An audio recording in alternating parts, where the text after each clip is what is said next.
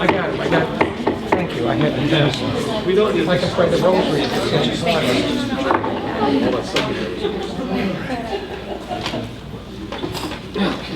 Okay, calling to order Regional School District 12 Board of Education meeting agenda, education meeting, October 20th, calling to order at 7:06 p.m.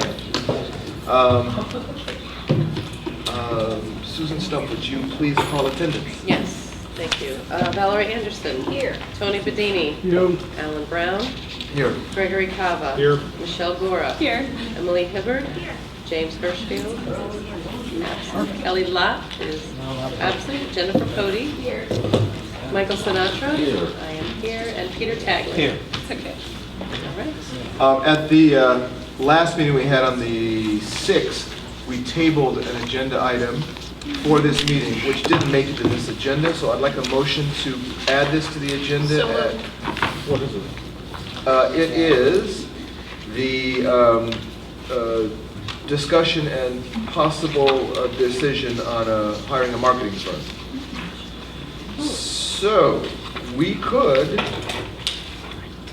make it part of, oh no, we don't want to act on 10-2. It would have to be 12A, or, yeah, we'll call it 12B. We'll call the existing 12A. We'll be adding to the agenda 12B. And I got a so moved from Valerie and a second from? I'll second it. Greg. All in favor? Aye. Sounds unanimous. Thank you. Opportunity for the public to comment on agenda items. Can you do it? Opposed, please. Oh, I'm sorry. What do you think, Debbie? Should I pull in no's and abstains? You need to, because it's All right. got to come out by 2/3 vote. Okay, I got yeses from everybody though. So, no, voting no on the motion to add 12B. Not yet. Seeing no no's. I just have a question. Yeah. Dr. Cosentino, are you prepared to talk about it? I don't know Yes. if there's anything new from your That's on the office. agenda. Yeah. Well, as As long as best you're I ready, can, then I'm yes. ready to hear it. Ready to talk. Hold on. Any abstentions? All right. Now we've covered the addition. It was unanimous, but thank you for having me add the yes and no's. Madam Secretary. Okay, now, Mr. Wainwright, you may speak as a member of the public. Please come to the podium. Is there a place where you're supposed to go? Yeah, down the hall. No, just right here so the camera can catch you. Thank you. All right. Well, I have a very brief comment, and that is, I want to thank the Board of Education for having the public comment before you make your decisions, which is a very good move. Because before, until this meeting, my understanding is you waited until the end. You made all the decisions, then you wanted to hear what the public had to say. I think that's a positive move. That you had your public meeting. And then the comments first. That's all. Thank you. Thank you. Glad to. It was a public comment about public comments. Very meta. Thank you. And, anyone else like to address the board? All right, we will move on to the consent agenda, which today has two items: the approval of minutes from the business meeting on October 6th, and also the approval of two field trips: the U.S. Coast Guard Academy trip to New London on the 3rd of November, and the Faneuil Hall Freedom Trail Science Museum trip to Boston on May 21st. The first is for all high school classes, and the second is for grade 8. Do we have any objections to the consent agenda? If I, no, can I ask a question without pulling it off the consent agenda? Maybe. I'm not sure. I don't Yeah, know let's see how what that question works. is. I'm just wondering, it says grades 9 through 12, is it a science class or the entire school is going? Oh, for the Coast Guard Academy? Yeah. I believe the music department is going. Am I right? Yes, To you're see, right. yeah, the music, to see the Coast Guard band? Coast Guard band, and then Coast Guard to, band, and they also do workshops with the kids. right, Great break up opportunity. into different ensembles. Yep. So it's music classes then, 9 Yes. through 12 Yep. music classes. Okay, thank you. I don't think that endangered our consent agenda. Great, thanks. Okay. Hearing nothing, then we'll move on to the report of the chair. I am not the chair, and I do not have a report. Moving on to item 5, we have Mr. Brito and Ms. Gallo to present on the NEASC, or the NEASC preparation details.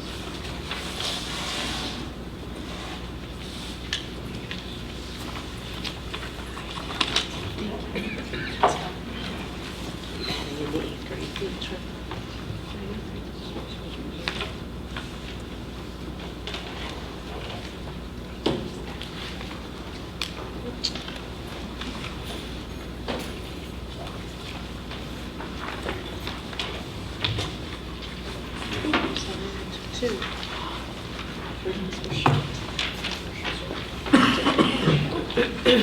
Extra?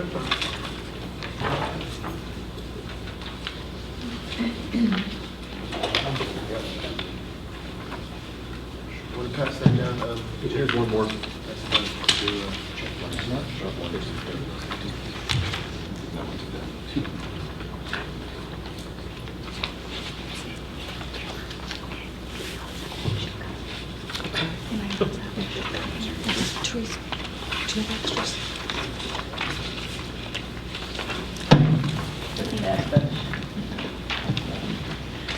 Good evening. We just want to make sure you can hear us. Yes. Better. You all know Kim and I. We thought it would be beneficial to come before you and actually give you an overview of the NEASC process. What it is, what schools go through, and why we do it. As you know, NEASC stands for New England Association of Schools and Colleges. And really their mission is to maintain high standards for all member schools. So Chippewa is a member school.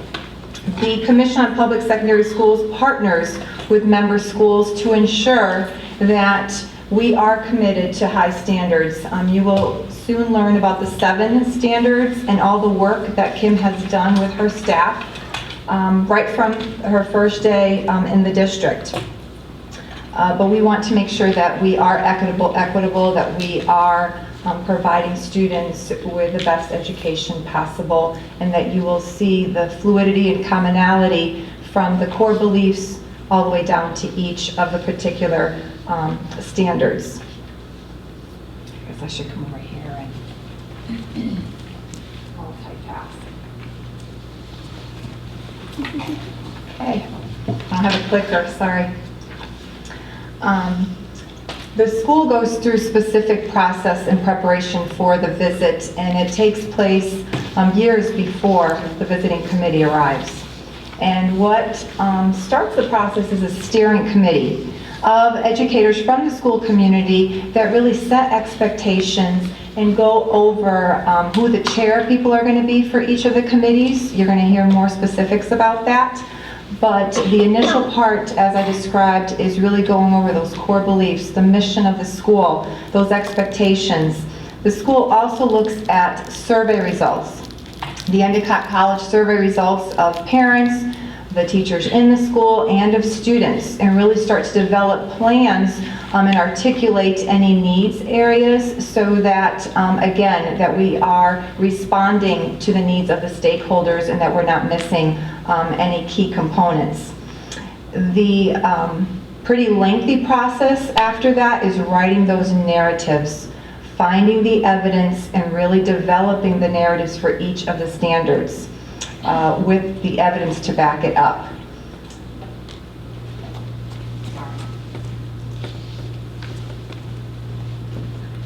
This little graphic shows the 7 standards on the top. The teaching and learning standards, we talked about those core beliefs, the mission, expectations, curriculum, instruction, and assessment, how they all flow together. And then we have support standards, the leadership and organization, school resources for learning, and the community resources for learning, because we want to demonstrate to NEASC that we are all in this together. And so at this time, I'm going to turn it over to Kim, who's going to go into specific detail regarding those 7 standards. If you look above, you see where it starts. When I entered Chippewa, I knew that our mission statement was 10 years old, and that's a little bit too old. We embarked let me give you a little quiz. Does anybody remember the book that we based our core values and beliefs on? Anybody? Darn. Tony Wagner's Global Achievement Gap.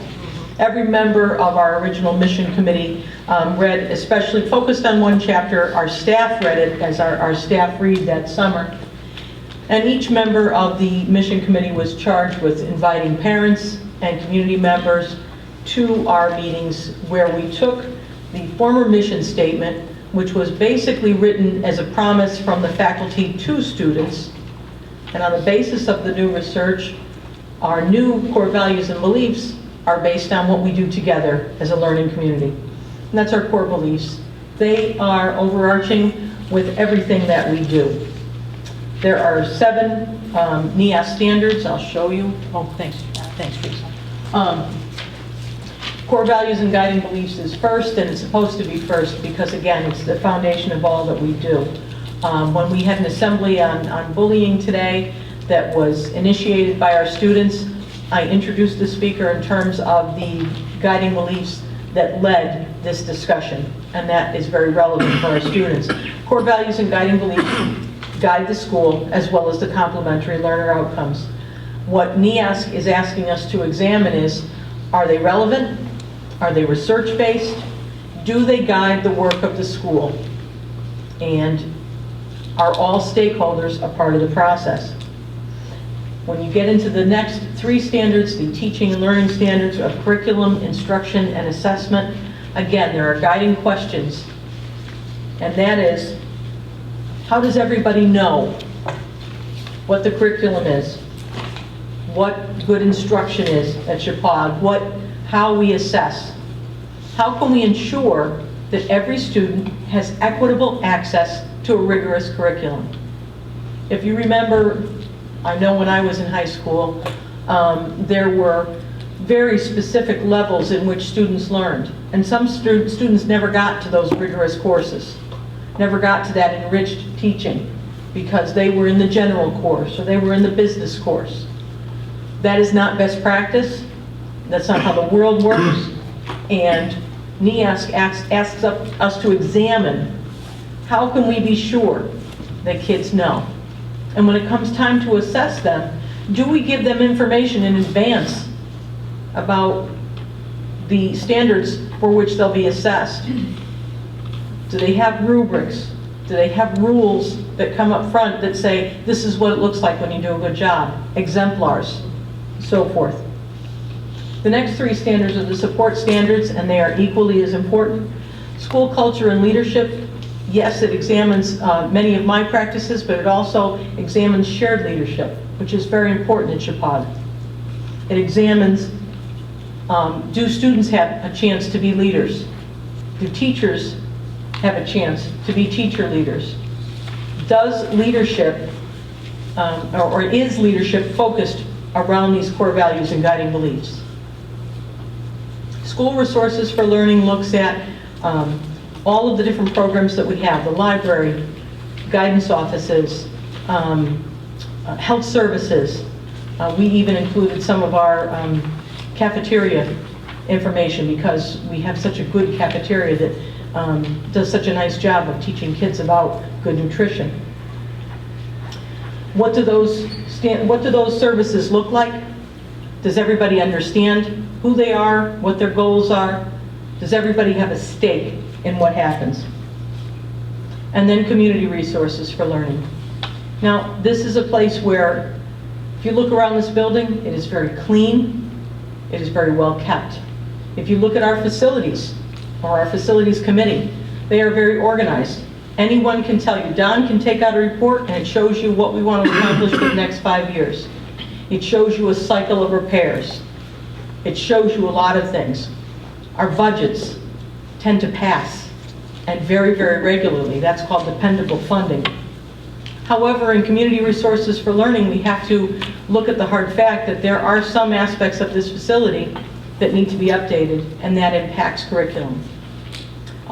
What are we doing with science labs? What could we be doing if we modernized? What are we doing within the different labs that we have for our kids? Those hands-on experiences that are so important to their learning, if they're not updated, I believe that our facility, while it is very well managed, very well kept, and we have very generous taxpayers, and there's no doubt about that, the fact that we haven't updated in so long will regard us as a limited facility, which is very unfortunate. However, what we've done at Chippewa is we've taken this self-study as an opportunity for our own teaching and learning. We've looked at the Endicott survey. If there are areas that we needed to address, we've already begun to address them. If there are areas that we realize that we have limitations, we work with you, the board, with the superintendent, and with each other to give our kids the best that we can. And we are on a continual mission to best practice. As a chair of visiting committees, a position that I really enjoy, I have realized that as you go around to the different schools in Connecticut, not all schools realize that they've signed up for something very important when they become a member of NEASC. They look at NEASC as this overarching thing that is, you're not the boss of me kind of thing. Our school looks at this, we examine it as best practice, and we use it to guide our work. So between the rigorous standards of NEASC and our own core values of belief, you can be assured that we look every day to continue to improve, and that our NEASC visit will be 3.5 typical days of Chippewa with a few more hors d'oeuvres. Our examination is really what we do every day here, and we look forward to having the committee come along. Thank you. We're not done yet. Oh, you were? No, Sorry. continue. Last two slides. I talked about why schools are members of NEASC, and Kim alluded to sometimes schools look at it as, oh, this is something they're going to come and do to us. And here at Chippewa, we really look at it as an opportunity to self-reflect, because we have to do that self-study. And that then puts us in a very different place, because there's this pledge, this willingness of continuous growth. And that's where the staff is at. They have worked really hard to evaluate all the programs, everything that happens here at Chippewa, and now is an opportunity to have that validated through this process that NEASC offers. I wanted to talk about the value to other members in the community. For example, obviously parents want the secondary level to be accredited by NEASC. Anyone moving in, very common, might pick up the phone and say, when's the last accreditation? Can you talk to us about that accreditation? So it's not just a value to the district and validating what we do, but also to the students. Kim talked about that as well, that there is clarity of everything that is offered. There is this fluidness throughout the core beliefs, down to the curriculum, to what actually happens in instruction, to the assessments, that there is this continuous process that matters. Next slide. Oh, sorry. I knew that. And then finally, wanted to share our current reality, where we are in the process. We are in a really good place. We will be more than ready before the visit, which will be in March. Through the self-study, each committee does have to vote. How are we doing in curriculum? How are we doing in instruction? How are we doing in all those 7 standards that Kim just shared? And so in every area, we're looking at acceptable to exemplary. The only area that is limiting is potentially the facilities area, and that's the one that we are finishing up, that self-evaluation of our current state of the facilities. So we hope you found this beneficial. We'll be back with more information after their visit. So thank you. Please mark your calendars for March 22nd, because I'm going to ask you to be here on a Sunday. They'll be good hors d'oeuvres, I promise. Afternoon, right? What Yes. time about, 2 o'clock? Yes, 2 o'clock-ish? between 1 and 2, yes. So put that 1 o'clock, I'll send a reminder also. Oh, I will too, I believe. Yeah, but it's better that people, Absolutely. The 22nd. yeah. Yes. Couple of questions. First off, the fact that we're now a 612, does that change our standards, change our outlook, change the process? It does not change the standards, however, we are evaluated as a 612 school.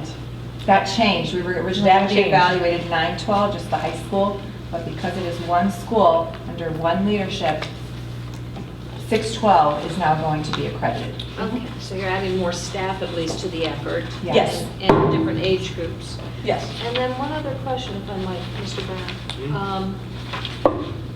I was just trying to go through NEASC and ask the question about the impact of facilities on NEASC.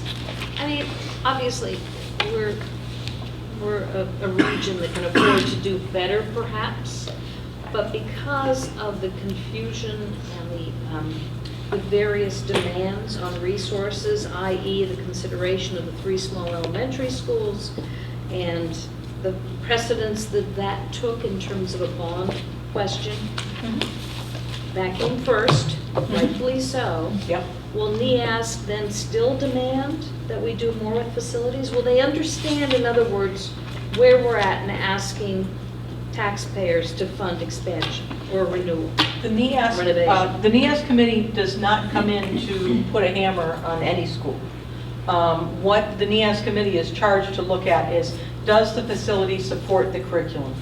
Is there anything that you can't do or you can do less of because of your facilities?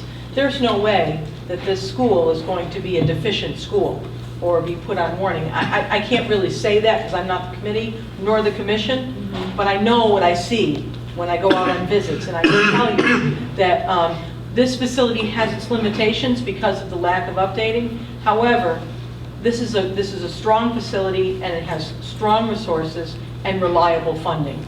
And that's probably 3 things that a lot of school systems would pray for each night.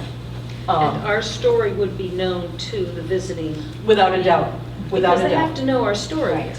Well, it is a continuum. That story is part of the continuum where the communities identify, this is what we want, this is how we choose to structure our school system. Okay, and now what is going to happen next?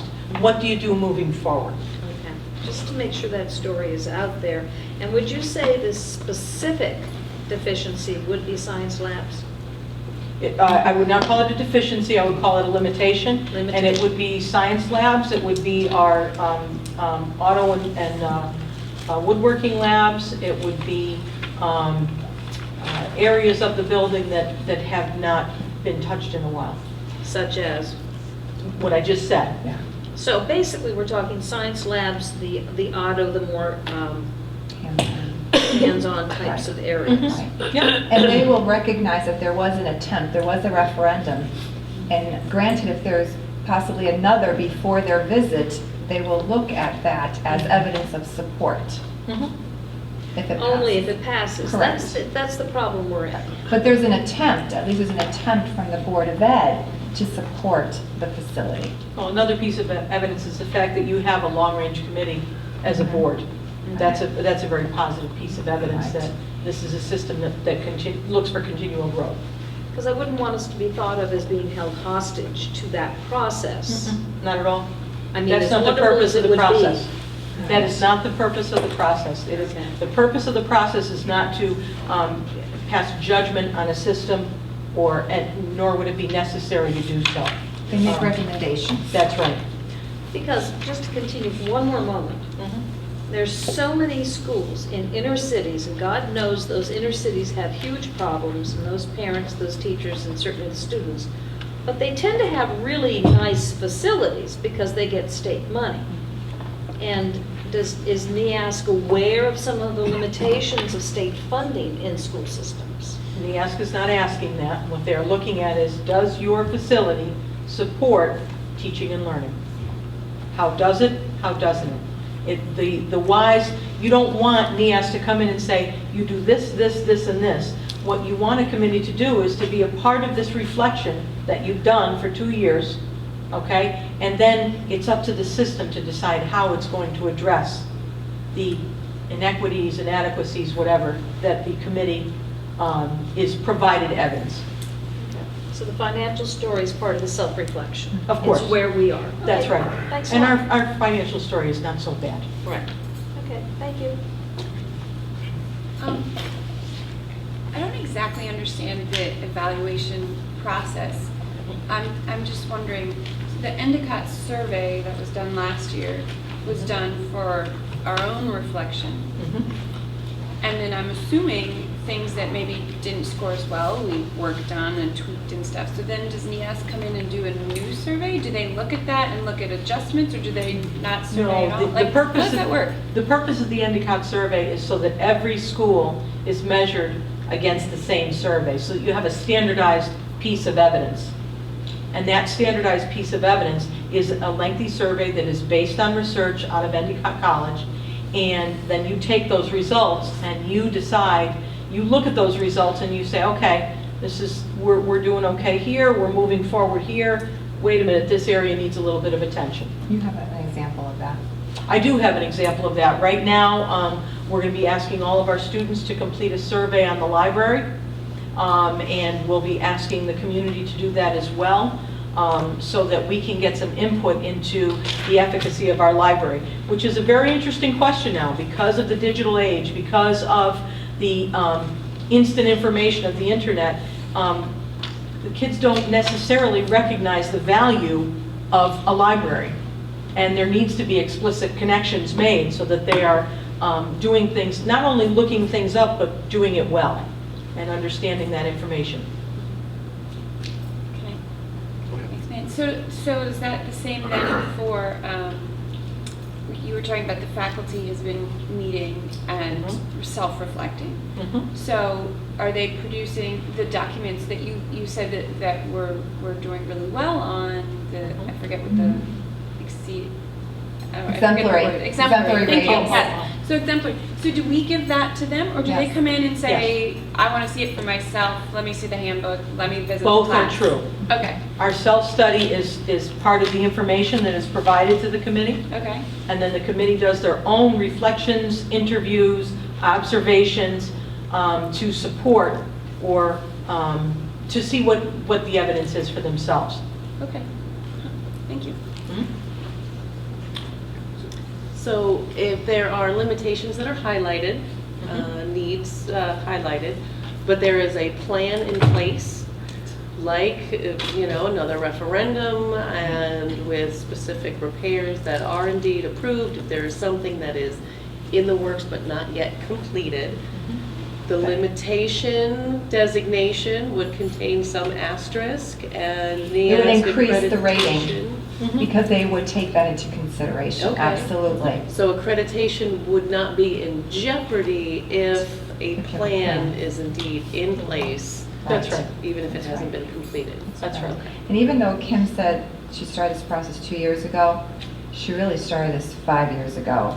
Because I remember hearing about it all the time before I was in this particular role. Obviously, it's been stepped up quite a bit in the past 24 months, and then with the change of the school being 612, but there was a lot of work being done even before that. Clearly, yeah. Shows. And if I might, since I'm on the site, if anyone's interested, it's Standard 10, New England at the NEAS site. Standard 10 is what I'm looking at. There's 7 standards. Those might be old. There used to be 11, right? Now Yeah. they combined them. Right. Okay, well, it's You interesting might be on the wrong discussion. commission. There are several commissions within NEAS. Right, and you on the, She might not be on the high school. Oh, you're right. There you go. Yep, I'm CTCI. yep, Right. that's different. Thank you, Mallory. Anyone else? Well, thank you again. Oh, you're welcome, my pleasure.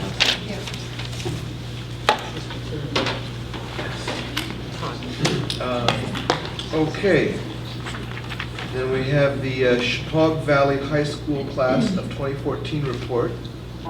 We have a report each October from Mr. Dwyer. Dyer. I know you don't. Dwyer, Dyer. Oh, Todd, I'll do that. Why don't you go ahead and get started?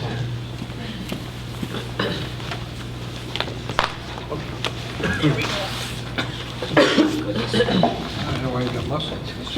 Good evening, members of the board.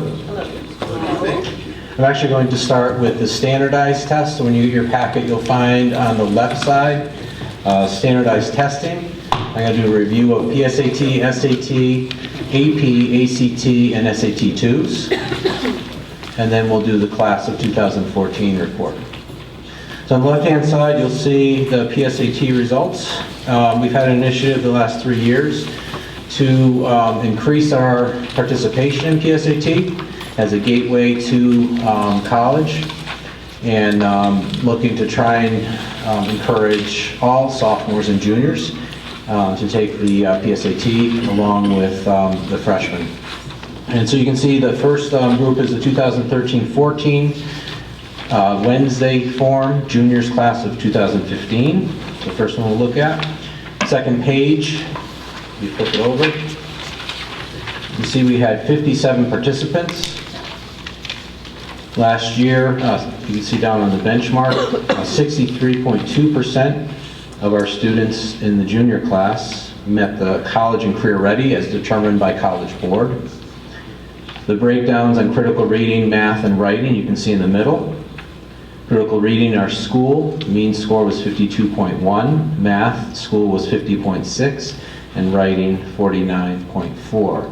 And you can see that it exceeds the state and the nation in all 3 areas. Of note as sophomores, this class, this group, and it's not in your report, but I went back and looked, we're at 61.4% as sophomores, so they showed some growth. That is a strong class, the students graduating this year. The next PSAT is the sophomores, which is our current juniors. Pull that one out. Class of 2016 should say on the cover. We had 62 10th grade students take the PSAT last year. And of those, 74.2% met the career and college readiness as sophomores. So that was really strong results there. You can see, again, in the critical reading, math, and the writing in the middle, the score distributions, 48.3%, which was stronger than the state and the nation. The math, 49.2, also above the state and the nation. And the writing, the 48 compared to the 41.5 and 40.6 for the nation. Okay, so some nice strong scores.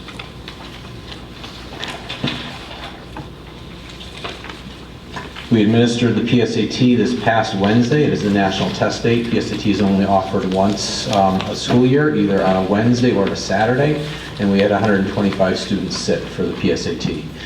So I was excited again this year to see the participation rate that we have. This was first identified at least 5 years ago.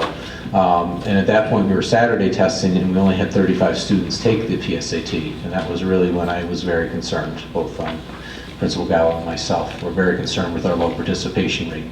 So we've worked hard to get students to take the PSAT to be able to get some information back about how they do as standardized testers.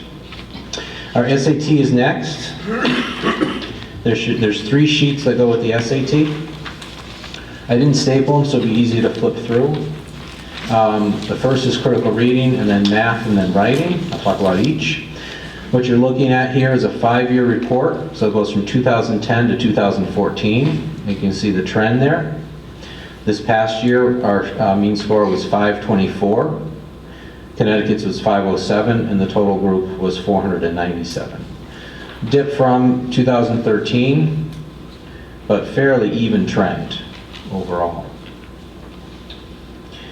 On the math, you can see again the 5-year trend, 2010 through 2014. Last year's score was 509, so that is a dip over the last 5 years, or compared to last year and over the course. Connecticut was, 509. Connecticut was 510, and the total group was 513. So we were in line with Connecticut, but still, lower than we'd like to be. Writing, last year 527, and so you can see the 5-year trend, significantly above Connecticut and the total group, so relatively stronger and best in the last 3 years overall. I was asked this year to talk about SAT 2. I haven't done that before, so if you pull out the next sheet, you can see the SAT 2 subject test. This is again from College Board. This is out of their report. You can see our 5-year trend from 2010 to 2014. We have a very small population of students that take the SAT-2s.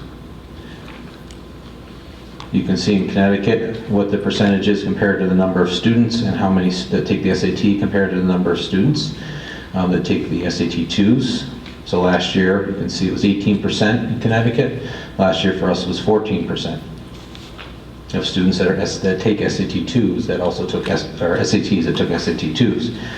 College Board only provides mean scores for tests that have 5 tests or more, 5 students taking it.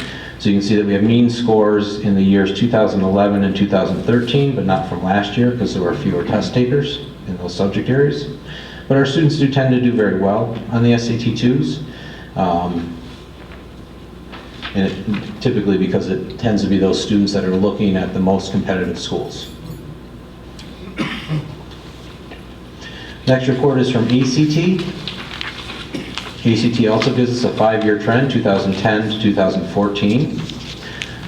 You can see that we had last year 26 students take the ACT. And our scores were about on par, although they were slightly down across the board, but not significantly. But they were still below what they were last year in 2013. On the second page, one of the things I found very interesting is that as you progress in your curriculum, you do better. It does seem to make sense, but you can see under the math on the second page there, students at Algebra 1 and 2, Geometry, Trig, and Calc did the best with an average score of 27.5. Whereas their counterparts that had Algebra 1 and 2 in Geometry scored 16. That seems to make sense because this test is based off of higher math skill than just geometry. Similar in the science, student that has general science, biology, chemistry, and physics, 26.2, compared to a student that had less than 3 years of science.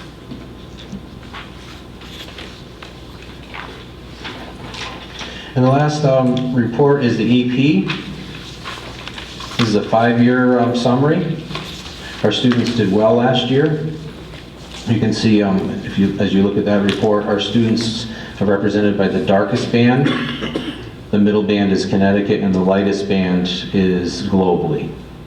So last year, our students had 69% scores of 3 or more on their AP test for those students that took the APs.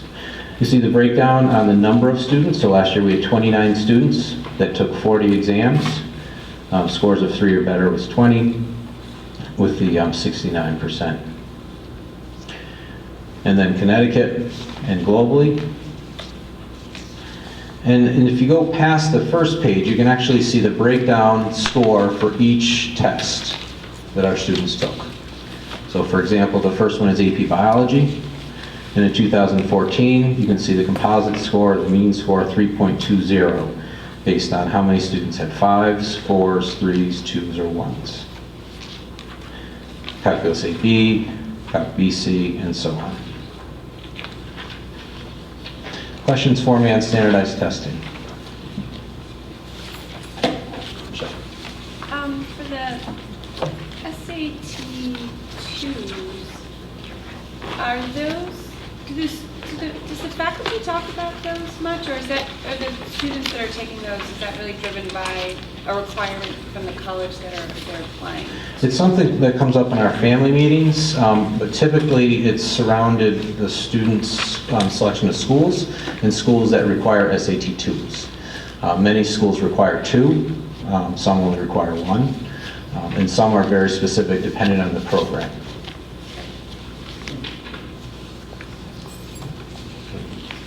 Okay, Peter? Okay, so you take a look at all these tests, you analyze them, and then exactly what do you do with them? How does that affect how the system runs?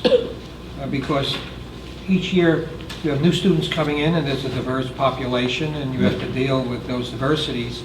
So how do you correlate all of this, put it together, and make decisions on how you're going to address what you think are needs and areas that may not be needed? I think our institution of the PSAT program in a school day setting has helped. One of our focuses is to take those results and have students look at the report. PSAT has one of the best reports for students and families to really understand where our student is, and then have extended practice to get prepped for the next step, which is the SATs.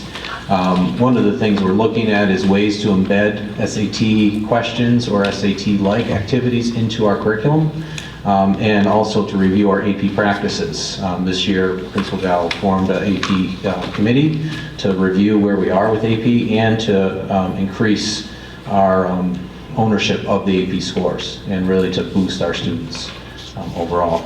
SAT 2s, that practice really goes back to a family decision, an individual decision. A lot of times students that are prepping for APs are also really in conjunction prepping for SAT 2. So we encourage them often when they're taking their AP exams to prep for that SAT 2 at the same time and take them simultaneously. The PSAT gives us different data than any of these other tests. The PSAT actually gives us an analysis by question. So we know what percentage of our students got each and every question right. Not only can kids get that information about themselves, but we can get them as an aggregate group. And we meet with the leadership team to say, here's where we did really well, here's where we're strong, let's continue our focus on that. But here's where we had a low percentage getting those questions right. Where does that fall in the curriculum? How can we beef that up? But are you talking collectively, or there's two issues, a collective issue and an individual issue? That's exactly right. As an individual, little Pete Tagley takes the test, he can look at his booklet and he knows what he got right and what he got wrong. And he can use that, and we teach them how to use that to prepare for the SAT. Because the PSAT, after all, is a practice SAT test. However, as a group, the reason why we went to testing our kids on Wednesday, encouraging many, many more students to take it, is because we get that data as an aggregate as well. So not only do our individual students get the results, we get everybody's results. And we look at those the questions that our students fell down, and we look at where does that fall in the curriculum, how can we beef that up? And that's new in the last couple of years since we implemented having the PSAT, what is it now, our third year? I think Our third year that we've had the PSATs in there, and it's our third year that we talk to the leadership team about here's where we are in this very competitive test and very important test. What are we going to do with that information? And how do the colleges value? Do the colleges, when kids apply to the colleges, do they submit PSAT? scores, how these kids do? No. No. Not PSAT. Not the PSAT. Not the PSAT. It's a SAT, practice test. yep. That's why they're so generous with the information. The SAT, we get nothing. The ACT too, nothing in terms of individual questions and where our kids fell down. We don't get any of that information. The PSAT is where we get that good source of information.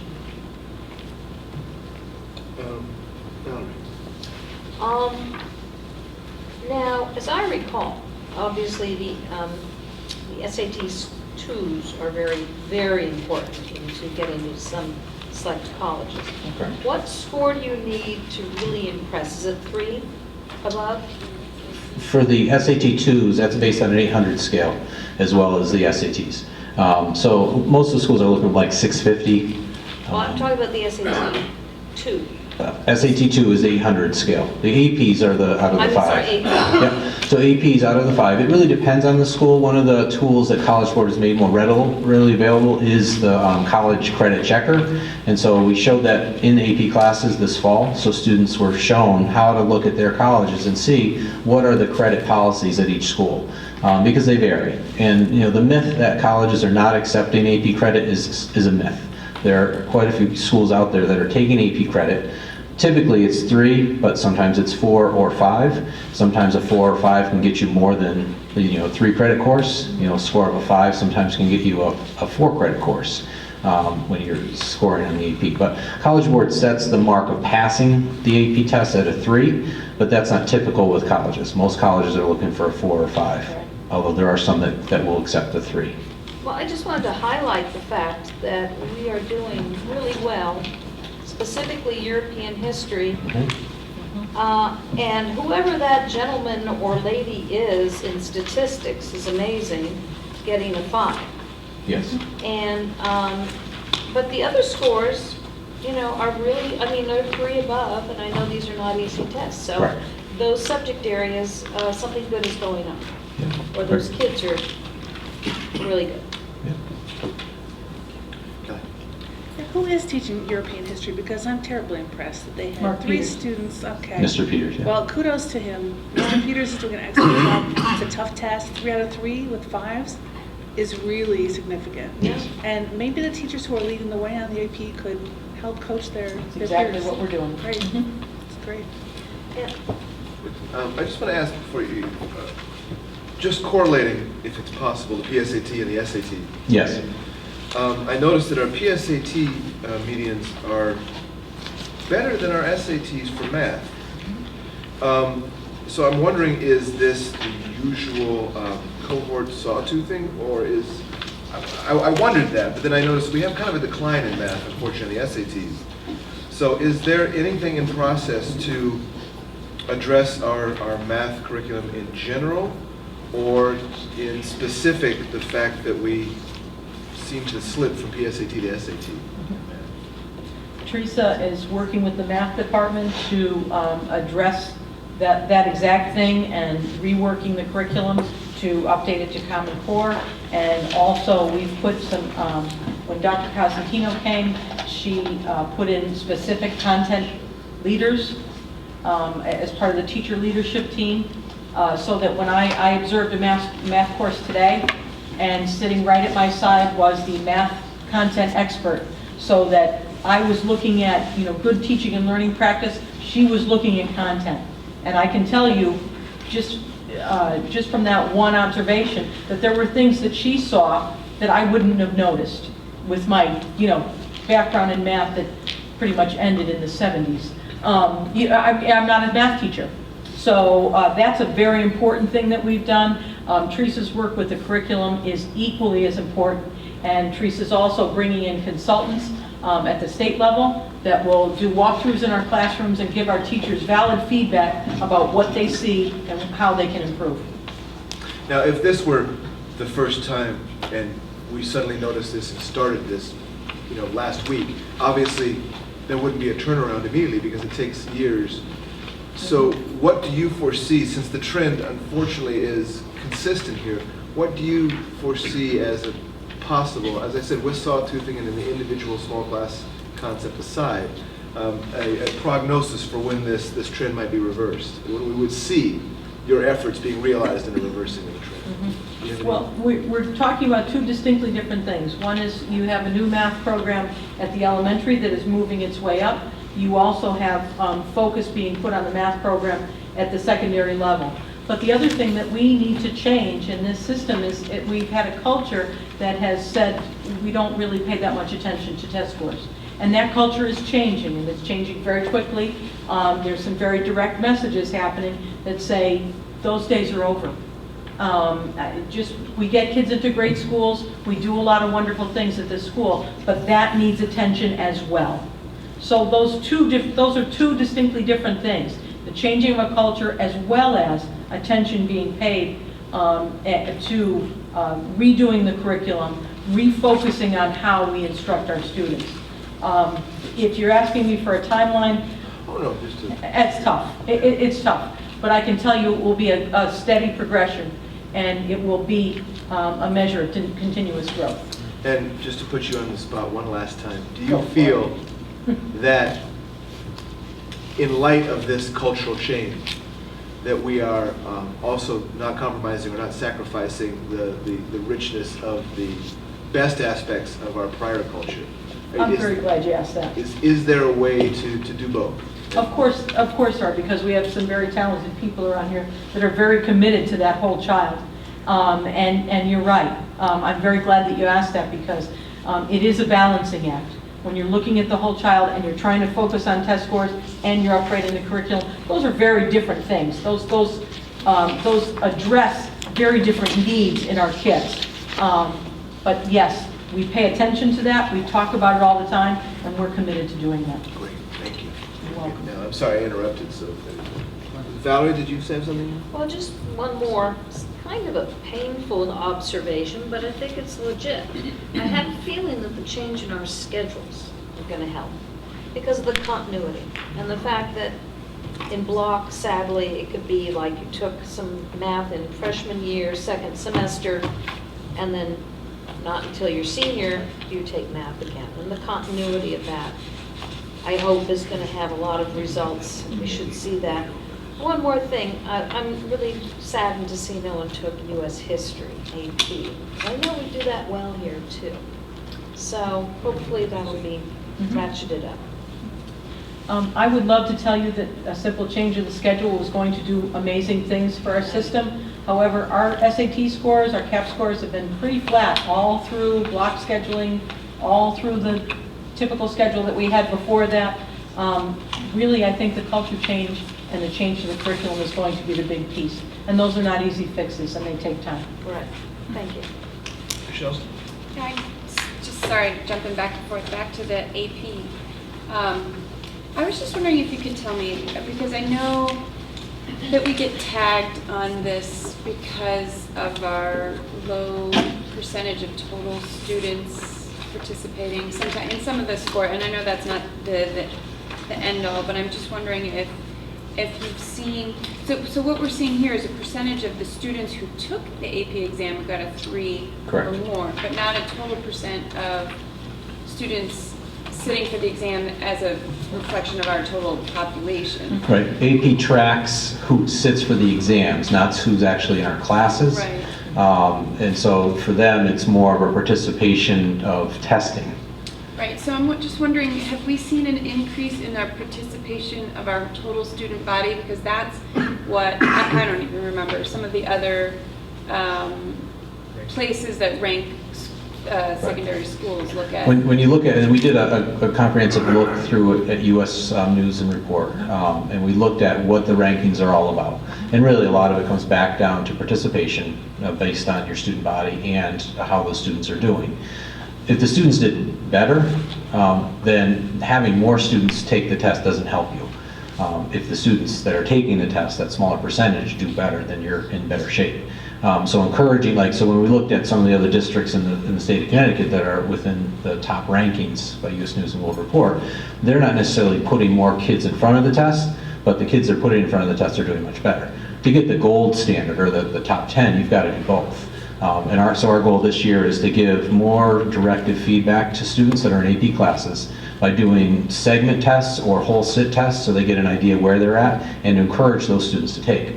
Part of the problem is that some students know their colleges will not take the AP scores, so for them, the 3-hour exam and the cost of the test doesn't make sense.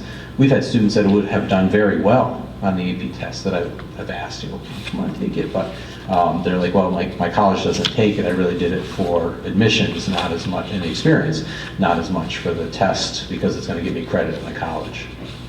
Can I follow up to that? That actually leads to my second question then, is for the ones who did take it, we had some pockets, like was already pointed out, the European history of students doing phenomenally well, and then some other places were not as well. And I'm wondering if, I know we had some students doing virtual high school. I Correct. remember Caroline's presentation about the computer science. That was fascinating. And I see that, that was a toughie, and not everybody did so well with that. But I can't remember how many of these classes are virtual high school versus in-house. And how many of our teachers, there's an AP training for There is, teachers. yep, And a few times throughout the year. Have all of our teachers who are teaching AP, they all have that training?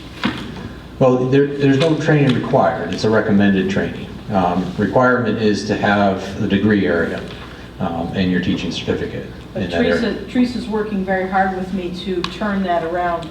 We have quite a few that go to the training, there's no question about it, but we don't have everyone, and we should. So that's another thing that we're doing, to pay hyper attention to this. And to Alan's point about not forgetting the whole child, because we allow any student who wishes to work hard to take AP, I don't recommend that we have 100% of kids taking the test. Because, the handwriting is on the wall for some of them, that you've worked really hard, you've gotten a good learning experience, but you're still at a 2 when you take the practice test. To ask that student to spend $75 is probably unrealistic. That makes sense. However, what we don't do, which most high schools still do, and frankly, the research is now showing that they shouldn't, is eliminating kids from taking AP tests because they haven't made the grade yet. Where I firmly believe that if a student wants to work harder than they've ever wanted to work before, get them in that class. Yeah, absolutely. So, do you remember, were any of these other classes virtual high school? Statistics was a virtual high school, and computer Computer science, science. Yeah. I think were the two that are So listed wait, here. psychology's in-house? Psychology's in-house, yep. Okay. This is year 2 with psychology in-house. That's new. That was our We didn't know that. first year last year. Yep, AP Psych. That makes sense. Thank you.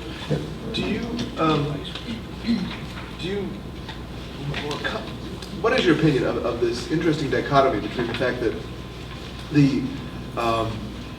apparently the vast assortment of rankings that are done by some of these national media or other organizations are based on these AP scores, and that those are often based on the number of kids who do them, as you said, with the gold standard. Yet the fact that there are highly competitive institutions who don't require those, which is kind of what I was reading between the lines when you're saying there are kids who wouldn't bother to take them because they don't need them for admissions because they're going to be going to these very good schools without them. How do you manage that dichotomy between what one perceives as essential, yet what the real important end product of this, which is the college admissions ostensibly, doesn't necessarily perceive as essential anymore? I think one of the things we're looking at, Alan, is trying to encourage our students to sit for that exam, even if they don't need it. To know that that is a preparatory for what they're going to be facing in college in some classes, for that type of comprehensive overview of course material and putting it together in a way that's succinct and makes sense. So it's preparation that way. Also to encourage those students that really would score well, that maybe are on the fence because they're not sure, to let them get some feedback earlier on to know, yeah, you're in that range, you're going to be scoring at that 3 or 4. Or maybe you're at 2, but let's push you up as we go through the year to get you to that 3, to get to that passing rate. AP has a variety of reasons why students take it.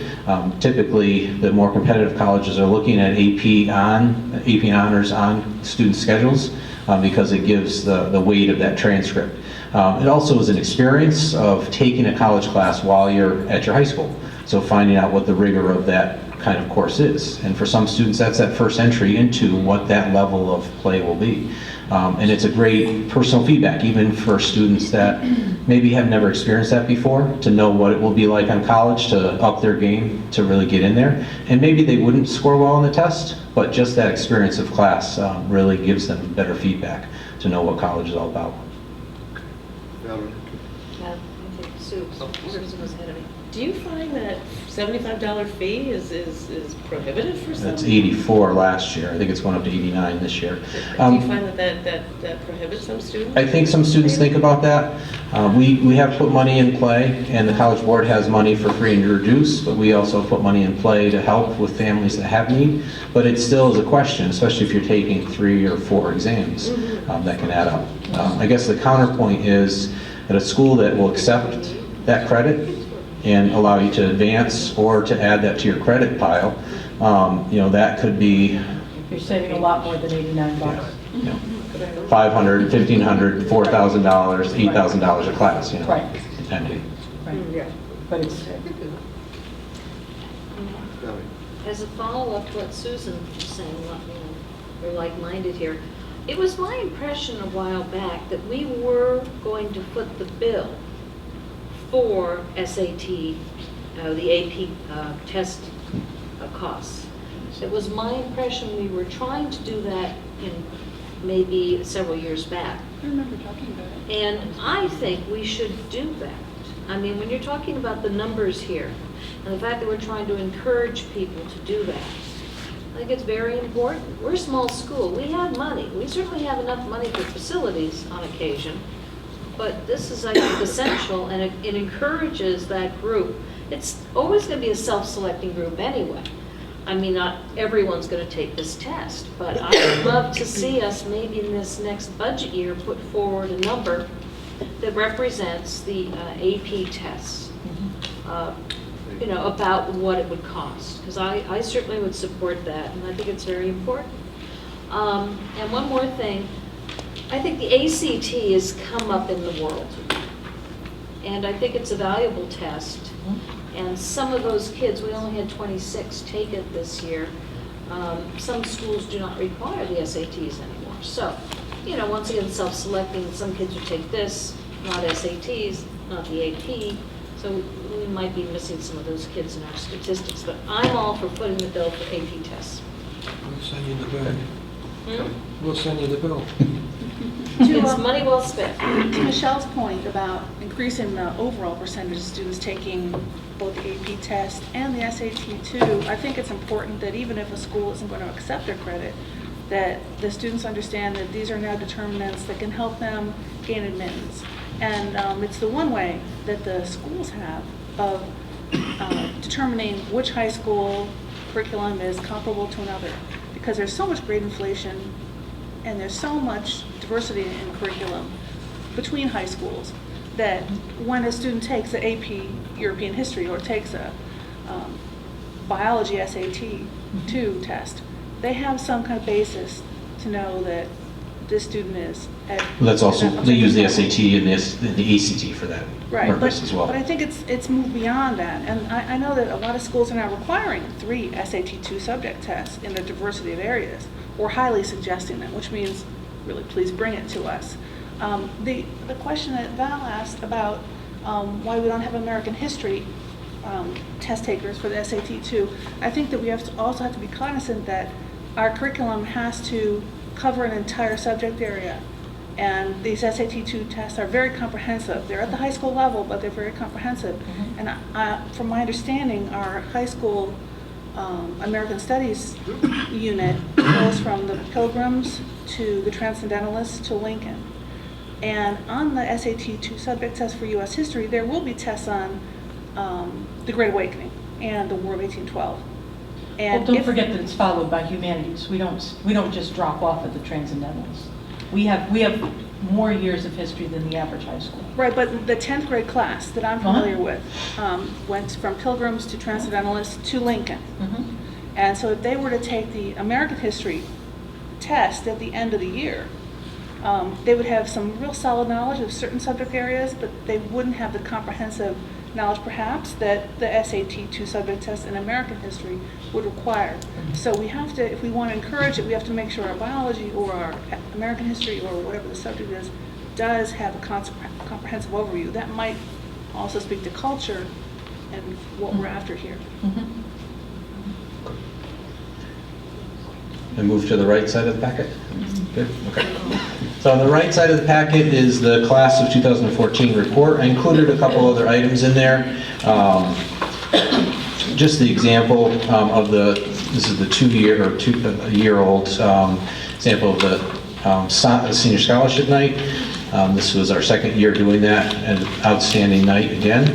Also, just a quick overview of our new website. We launched a new website this year as part of the new website redesign, and quite a few services are listed there. The third piece of literature inside is the Class of 2014 Future Educational Plan document, and that one lists the declared majors of students in the Class of 2014. And that goes into the newspapers declared at the time of graduation. Declared schools.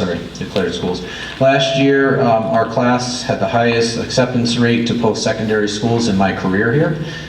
So we had a 90% acceptance rate to 2- and 4-year schools combined and the military. 77% of them were declared in the spring of attending 4-year programs, and then the listing of the institutions. Last year was our highest enrollment into community college, with 16 students attending community college. So you can see that sprinkled throughout. The next document is a 3-year overview.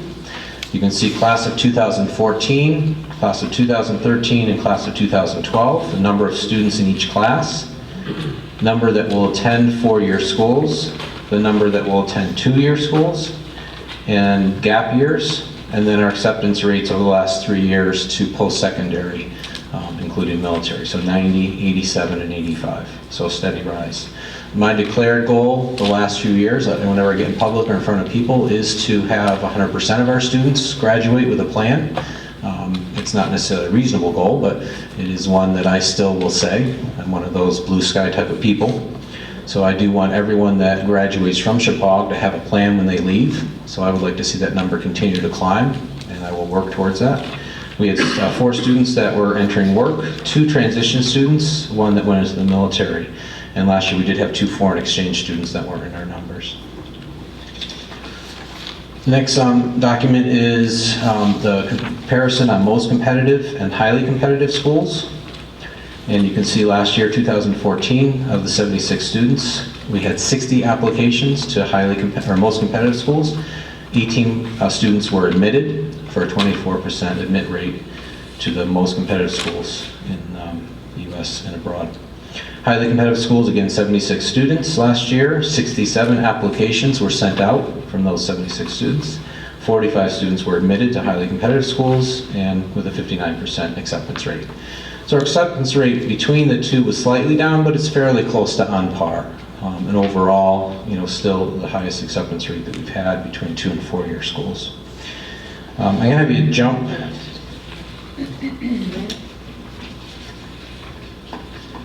Yeah, Todd, I have a question. If you look at the percentage, and I'm looking at percentage admitted, not number admitted, because number admitted is kind of hard when there's a variance of 25% between the largest, or maybe almost 30% between the largest and the smallest classes. So I'm looking at percentage admitted.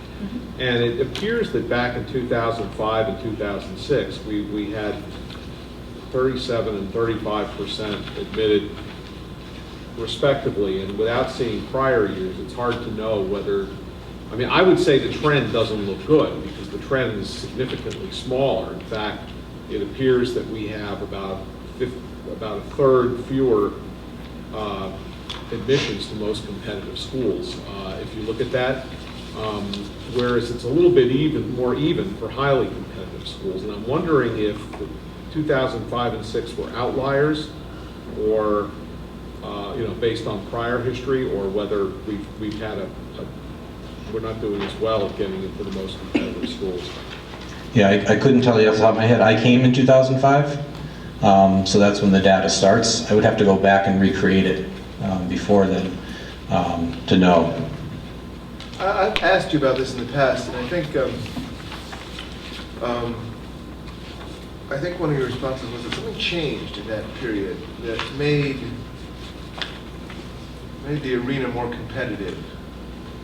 Well, there's a much higher volume of students that are applying, and many more students are applying to a lot more places than it used to be the trend. That has definitely been an increase. But the college admission scene has gotten more competitive.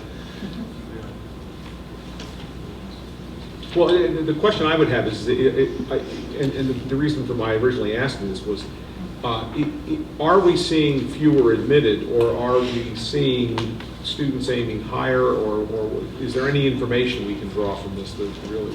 I think one of the encouragements has been for students to strive. And you can see there were 60 applications sent out last year, which, if we look down, 2009 was the last year before that. Smaller number of students compared to 2009 with quite a few applications sent out. So students are definitely striving. We want them to reach. We want them to look out and see, look at those competitive schools. Plus, they're applying to more schools. 2005, kids probably threw out five applications. We have as many as 16. There's this perception that you cast a wide net and an expensive net of more than 10 schools, 15 schools, so on and so forth.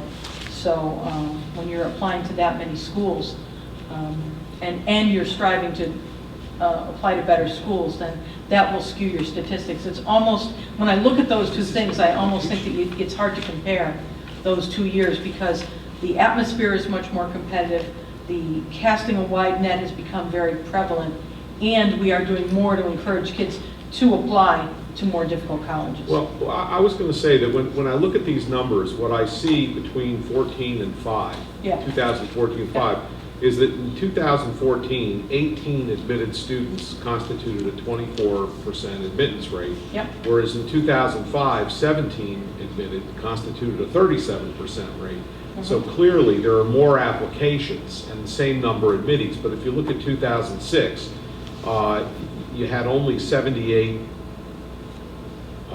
applications, considering the class was 107 versus 76. 27 constituted a 35% rate. So that's why I'm wondering if maybe 06 was an outlier. It's very possible. Maybe we're aiming high, and you know, and of course I understand what you're saying. I suppose that maybe in 2005, Stanford was admitting more than 5% of the people who applied there. It might have been admitting 7 or 8% then, and so it may have been a Different lot easier ballgame. game. Yeah, there you go, different ballgame. Do the parents and the students also have a good understanding that they need to really bring their game up to the highest level that they can, because scholarships will also be contingent upon that? I know the schools look at the quality of our program as a school, they look at the rigor of the program, look at the rigor of the program the student has selected, they look at how many of these standardized tests they've done or done well on. And all that feeds into the decision of the college or university as to whether they're going to offer them a scholarship. It's one thing to get into these schools, it's another thing to be able to afford them in current dollars. So the kids I know who've gone to the named schools have invariably received things like President's Scholarships and variously named scholarships that are all based on academic performance and the rigor of the program that they chose.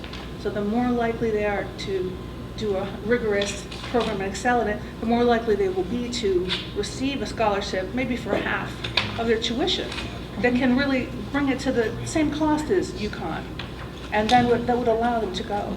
And I think that's something that I'd like to see us really do as a service to our parents and students, is let them know that that's a pathway that's available to them and support them in that. Because if these kids can get into these schools but can't afford this incredible fee, tuition, costs. So we do a yearly meeting with every student and family where that's reviewed from 9th grade on, and we've started some in 8th grade as well. Junior year really is a kickoff year for us, really refining students lists. Many students have already visited or have started considering what their schools will look like before then, but the spring of junior year really is when we're starting to refine that list and have that conversation about matching your stats, the 3 main areas being GPA, your standardized testing, and your extracurricular. We've added another part to that conversation in terms of grit, the stick through and perseverance. But trying to match that up to the schools so that we're looking at a list of schools that may be above where your stats lie, schools that are going to be on, and then schools that maybe be a little easier than where your stats are. Scholarship tends to align itself with that, as you said, depending on what the school's criteria are. And again, there's a lot of research that goes in it. What we tell the students is it's one of the biggest research projects of your life when you're looking at schools, because they do vary so much. When parents decide in conversation with you as to what schools maybe to choose and consult with you on that, the monetary aspect of making that decision, I know many people like myself and my wife had to take out a second mortgage to get kids in. Sometimes you have 2, 3 kids in college at the same time, and it usually requires a second mortgage. Do parents, how in your conversation with parents, how does the monetary aspect determine where they may get accepted, but where do they really attend? There's actually quite a few great tools out now. So one of the things that the federal government has required of all colleges for the last 2 years, and it's become much more prevalent for families, is the net price calculator. So you can actually plug in your stats, or your student stats, and get a ticket price on what a typical student with those statistics would get in terms of financial aid package. And I think that's made it much more understandable for families and students to really get a real feel for, okay, what will the actual price be? Because a college's posted tuition could be, $45,000 with another, $12,000 on for room and board and other fees. So $60,000 could be their price tag. And they may say, okay, for these kind of stats, you're going to come in at $38,000 a year is what your sticker price would be. And so that gives families at least a little more understanding of what the costs will be based on how a student has done with their grades, where their standardized testing, what kind of financial picture the family has. We have a couple nights throughout the year. This year we're coming up on financial aid night, so we've hosted that for the last few years. And this past year we started a new night, which is early financial planning, because it can't hurt to start earlier. So that we'll continue that again this year to help families look, because it is a huge investment. Well, I think a more interesting statistic is your 90% of the class was accepted to post-secondary. Because I think the reality is, and you're throwing around numbers, and those of us who are on the other side of the college experience, I mean, you're talking $30,000 to $100,000 a year. And that's several mortgages. That's a third, fourth, and fifth mortgage, and for a lot of people. And I think, frankly, there's value in the community college system, because a lot of kids, they're going to get their basics out of the way cheaply. They're going to cheaper. They're going to understand what is demanded of them, and then they can easily, certainly in the state of Connecticut, transfer, as long as they have, I think, a C average or something, transfer into the state system, or even into the university system, and or go to private college. So, I mean, the fact that you have a lot of people on this list going to Naugatuck, I think is fine. So Valerie, I'm going to steal you next time I do my stump speech and have you come in and jump right into that, because that's exactly what I've said to the students over and over again. For about $3,500 a year, you can get yourself a degree and change your status really in life, from where you are now, where you think you might be entering the workforce at $8 or $9 an hour, to maybe $15 or $20 an hour with a 2-year degree. Without a burden of student loans. Correct. And the good news of this, and this has always been the case, Yep. is that you can transfer into that big name Yep. for your university, and or go to a state school and then get your master's at a great name university. I mean, it's all there. I'm all for the big names. I mean, I'm all for the big names. Thankfully, my first daughter went to a big name and did very well. Second daughter is taking this road, and she'll get to the same place. She'll get to the same place. Excellent. And I think it's very important for parents to know, this is the interim step. It's a good step. Mm-hmm. And there's no big debt behind it. Yes. When you look at your highly competitive and most competitive schools, are you looking at them in terms of their percentage of completion in a 4-year? No, we can actually jump to that table. So if we look at, it's a table view, and that is competitive and categorized by competitiveness. It's based on Barron's profile, so I use a third party. We don't make up our competitiveness. We use a third party. It's what they declare. It's what we've been using since 2005. So that's what we use, and it's their declared list. We sometimes have disagreement with them, but they are a published source, so that's who we use to determine most competitive, highly competitive, very competitive. They also have a non-competitive, special, unrated categories, so you can see in that table. This is the class of 2014. So, and this question often comes up from the board. There's a wide variety of schools that students were accepted to. Again, last year, how do students make that final choice? Because if they're applying to 5 or 6 schools, how do you get down to the point where you decide, okay, which one makes the most sense? And as you can see, compared to this list, which is pretty wide variety, to the list of schools that students are actually attending, the list is scaled back. We do have students attending all over the world and outside of New England, Midwest and West Coast, but compared to the list of acceptances, many students do end up deciding maybe WestCon makes sense, or maybe that community college route makes sense, where I can start out with very similar classes, much less expense, and then go on and transfer to a 4-year school. And, you know, put my money there those last 2 years, or use my money to go on for masters. So you can see that's how the list is broken down. So with that example, if someone if a student is admitted to or accepted at a very competitive school, but they decide on a different route, how would that show up in this graph? So this would list, still accepted would be under admitted. So the 18 students under most competitive would still be listed as admitted there. the admitted is reflected as the student's final choice. Nope, admitted.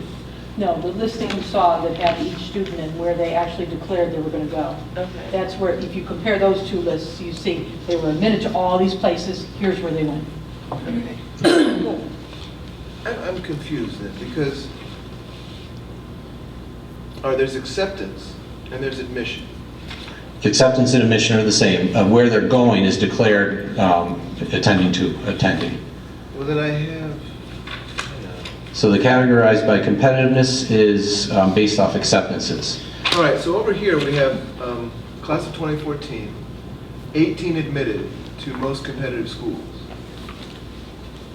18 students, but those students could have applied to a lot of schools. No, 18 applications.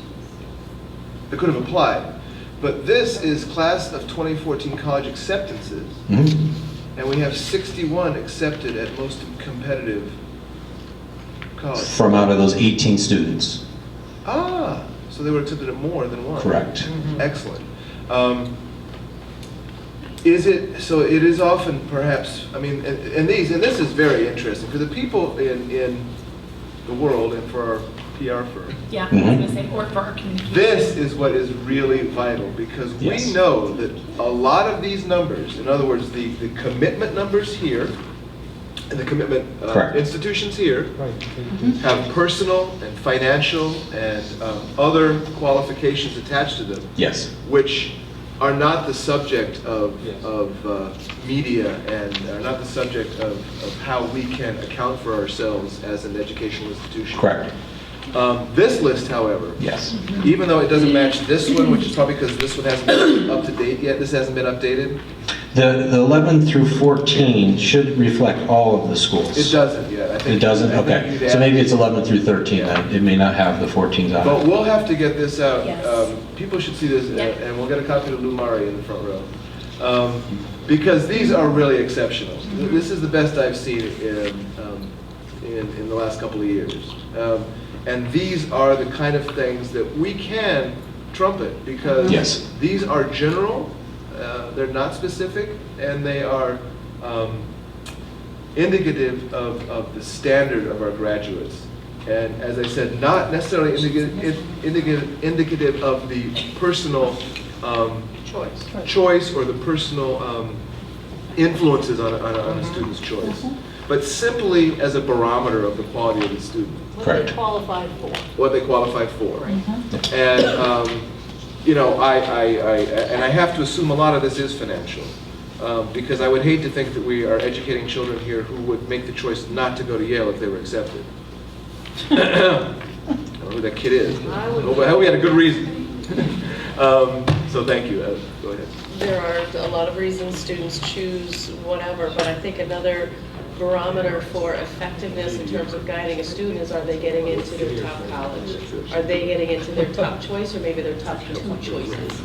I think that would speak to anyone potentially moving in. Are they educated in a way? Are they making a choice? Are they finding their right match? And are their skills up to that college's or that profession's standards? I think that would speak to students and parents at large. Yeah. And we offer a very personalized approach at Chappaqua. That is one of our strengths. Definitely.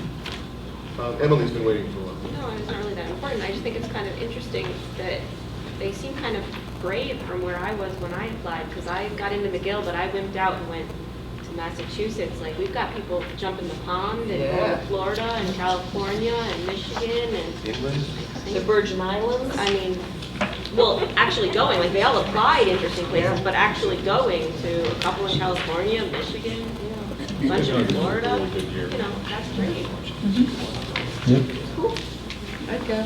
Greg, did you have another? Yeah, I was just going to say that what I have read, and I assume this is, let me know if I'm correct on this, what I've read is a number of commentators, I saw an article by David Wainhart, said the reason this is important about getting into selective colleges is because, number one, they have more resources.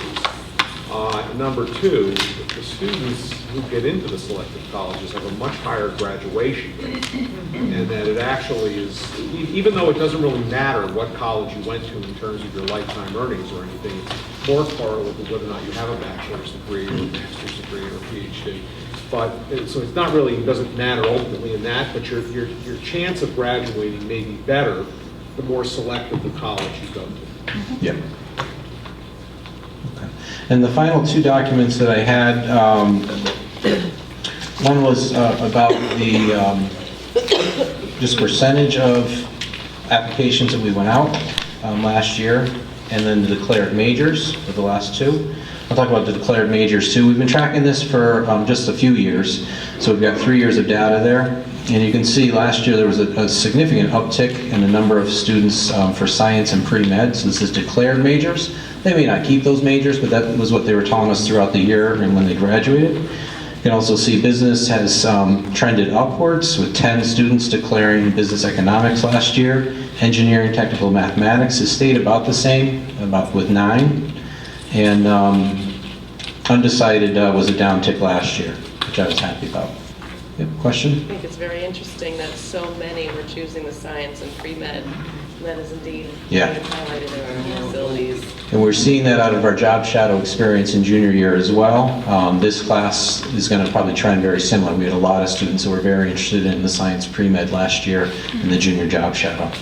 And then the last document is just a reflection on the number of applications and how many students sent out how many numbers of applications. You look at 2014, really the middle of the road there, 4 applications to 8 applications is really our recommended middle of the road. We had 1 student that sent out 16 applications. We would think of that as being over applying. The students that applied just to 1 place, those represent the 2-year community college students. And that's a similar trend to the year before. You can see it was 13 the year before that applied to the 2-year community college. So those students are almost a direct correlation. That's the school they know. Many of them have gone on the tour with us. We do a field trip there, or they have attended the different presentations and know that that community college experience is really what they want. Okay. So thank you very much. Thank you. Thank you. Our next agenda item is Kim, who never gets to leave the podium. Course offerings and enrollment. Show of hands, who's tired of my voice? It's okay. Okay, what you have in front of you is a report by teacher in alphabetical order of their class load. And a class size report can be very misleading. However, I'd like to highlight a few things for you. If you look on the very second teacher, Baslow Temple Joan, you see the wide number of students that she's supervising in VHS. She and Sheila actually did a great job of recruiting kids and encouraging them to do what they needed to do last year. Joan is managing them this year, and you see some very interesting classes that they take and that they take them throughout the course of the day. I could also expand this out to what we call period 8 and period 9, and you would see students who have 7 classes but also take VHS. And that's, the period 9 doesn't happen during the course of the day, but it is a way to memorialize that. As you go through, you'll notice that there are, look under Fran Bailenson and you see language arts, and it's the type is a bit smaller and it's underlined. That's where you see a co-taught class where Mrs. Bailenson is co-teaching with another language arts teacher. I think this one happens to be Mrs. Zanobi, or Romano, excuse me. And so when those numbers can be misleading because, they'll appear in 2 different places on the report. You can also see how our staff is utilized. If you look and you see each teacher, one of what shows up as a blank in a class size report is their planning and preparation period. The other one is what we call their PLC period, or professional learning community. Teachers talking about data, making comparisons, taking the data as we talked about with the PSATs and saying, okay, where does this fit in the curriculum and what do we need to do about it? And as you go through, you'll see several of these co-talk classes. You will see different room sizes or class sizes, and you will also see the wide variety of courses that we're able to offer in a comprehensive high school. Wait, I'm sorry, Kim, I'm not understanding the difference between the number that's after a class title is often indicative of the year, 6th grade, 7th grade, 8th grade? That's right. The one in the middle of the frame. If it says mathematics 6, that's not 6 kids. It's the number below that. Okay, so the one you mentioned, Fran Bailenson, though, that's language arts 6, though. No? It's language arts 6, and there are 20 students in that room. Yep. Okay. But what were you saying about the co-teaching number, or is that simply that? It means that Fran and another teacher are teaching that class. That's why it's underlined. Oh, the They're underline. linked- It's the they're underline, linked- not the number. I'm sorry. Yeah, they're linked Gotcha. together Okay, in the gotcha. It's computer. underline, all right. So I just want to make sure you understood why I that thought it looked was the different. number I was going by, but it's Yep. the underline that indicates. Gotcha, Okay, thank you. gotcha. You were just talking about the planning and the PLC time. If there's another open block, is that because they're ahead of their, what are other reasons for open blocks? Other reasons for open blocks are if the teacher possesses an 092 leadership certificate and they are serving as a complementary evaluator in the classrooms, they are given, that's one of their periods of instruction.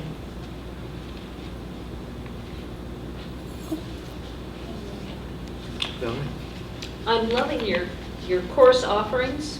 Mhm. I think they're fantastic, interesting, and beguiling. And personal finance, Mhm. I don't know how long you've been offering that. First year. Excellent, Mhm. because these kids actually have to know what a debit card is, what a checkbook is at the end of the year when they go off to their community college. Mhm. Thank you. And if you see a staggered line there in between a couple of different classes in one block, it means that those classes are offered in the same room at the same time.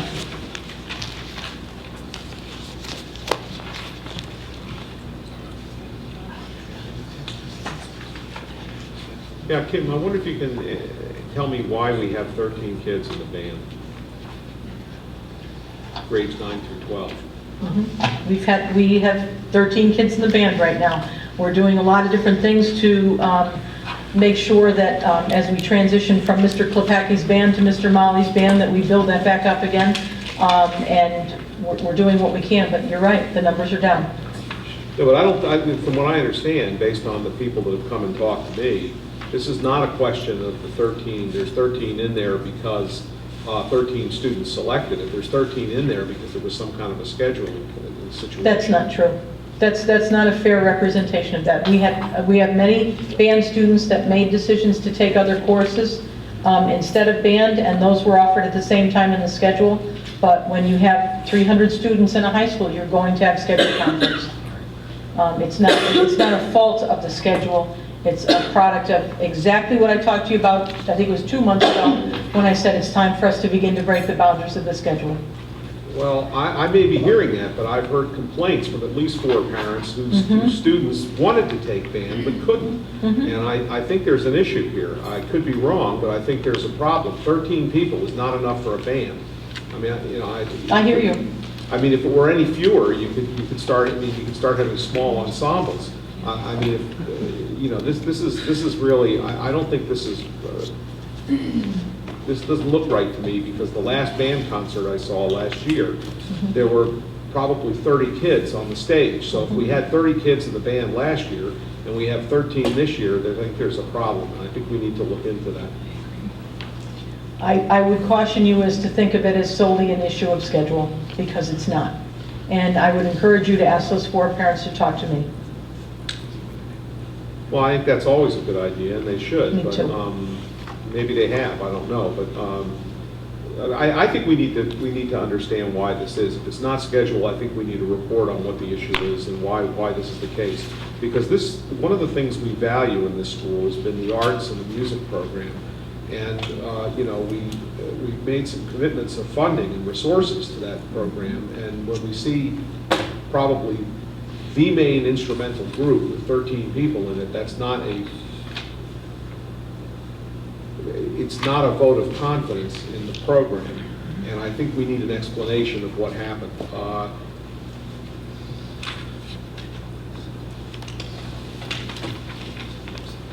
haven't looked at choir yet.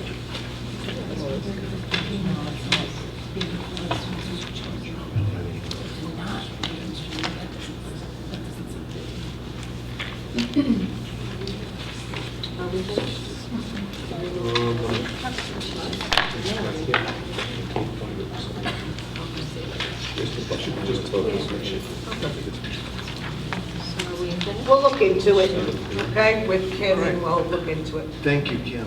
Thank you. Don't go. Next Kim year. gets to sit down, now we have, Kim gets to sit down. Do you guys mind if I just push this forward so that I can operate the oh, sure, that's a good PowerPoint? idea, yeah. So thank you. Karen Fowles is going to give us our technology update. Yes. And I'm going to be modeling for you our goal 2, which is the digital learning environment that our teachers often do. And I have a Google presentation that I've shared with you. We will present this one up here, but if you have your Chromebooks, you are welcome to follow along with me. I did not make paper copies for you.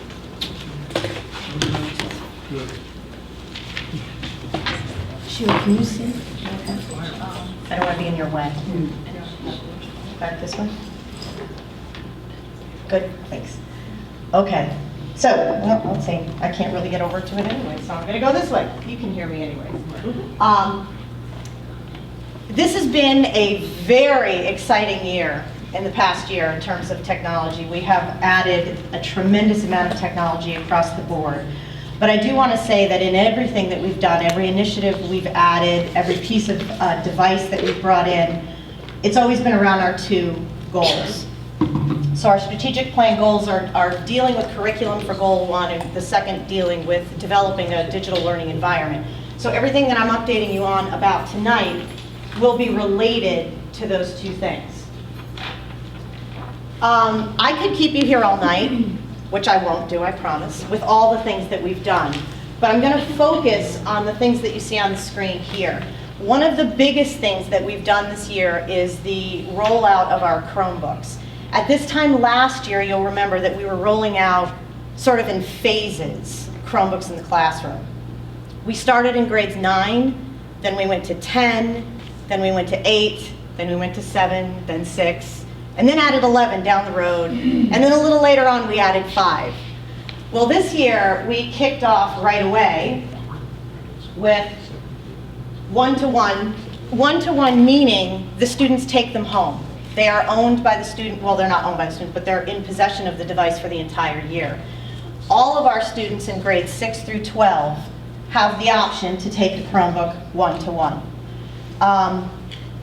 This has fundamentally changed the way that instruction is happening in our classroom. So what I decided to do for my presentation today and why I shared it with you is that I actually asked the teachers all across the district to share with me what changes have happened in teaching and instruction that are directly related to the changes we've made with technology. So, above me here you see the core values and guiding beliefs. In addition to our 2 goals, much of what you're going to see as you read through yours on your screen and as you reflect on this later is that you're going to see these words everywhere. So, Chromebooks, 612. Are being used in every single classroom. They are very heavily being used in certain areas. For example, our contemporary studies classes. Wendy Youngblood, who's one of our teachers, she also happens to be a tech champion, came forward with a ginormous quote of the way that they're using Chromebooks every day in their classroom. but I underlined some phrases because those phrases tie directly to our core values. Things like, they are developing presentations constantly, independently, and collaboratively. So the ability to have a Chromebook with every child in the classroom in conjunction with Google Apps for Education, because it's important to understand that they work together. Students are able to do things right in the classroom on a continuous basis, collaboratively.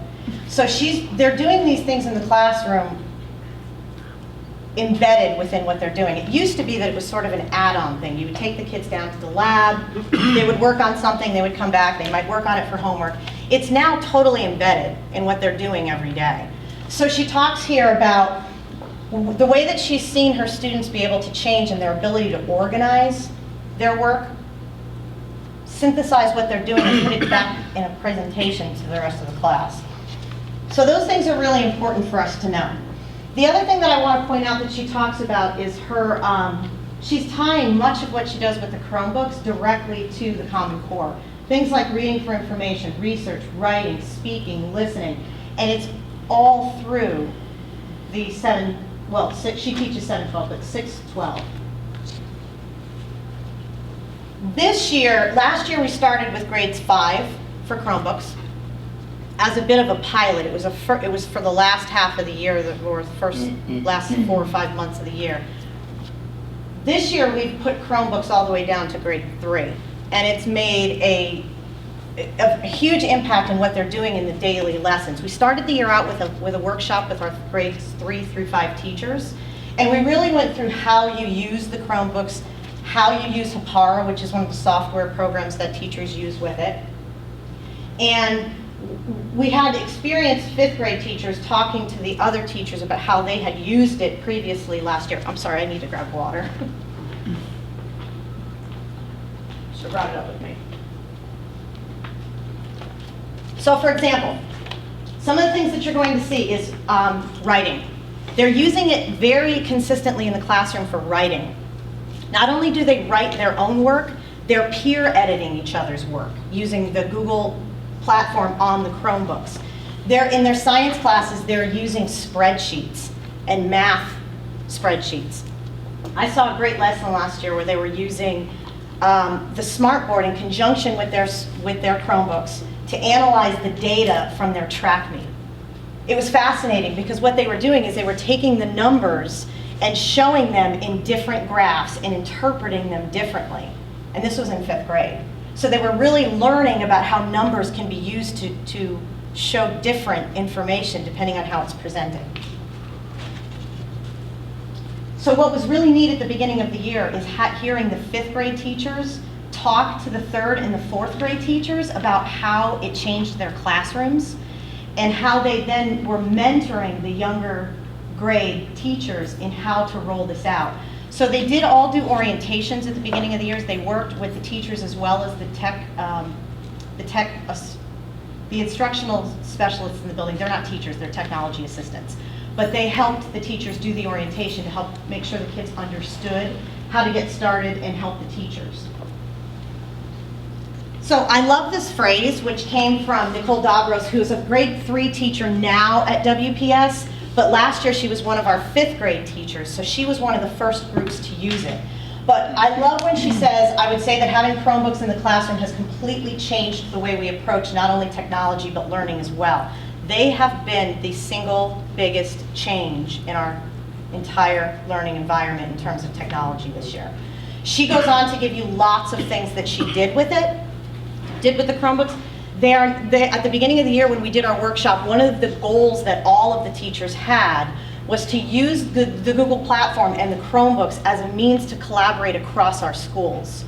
We've sort of determined that we're not combining our classrooms, we're not building one school, but we can work together across the schools using the platform. So they're doing pen pals to each other, to introduce each other in the different schools, and then they're going to be doing peer editing and projects together using the Google platform. And then we're going down to grade 4, and this is Pam Lucchesi, who is at Booth Free School, who also listed so many different ways that they're using the Chromebooks in the classroom. They are going into Google Maps, they investigate physical features that are happening in the areas that they're studying.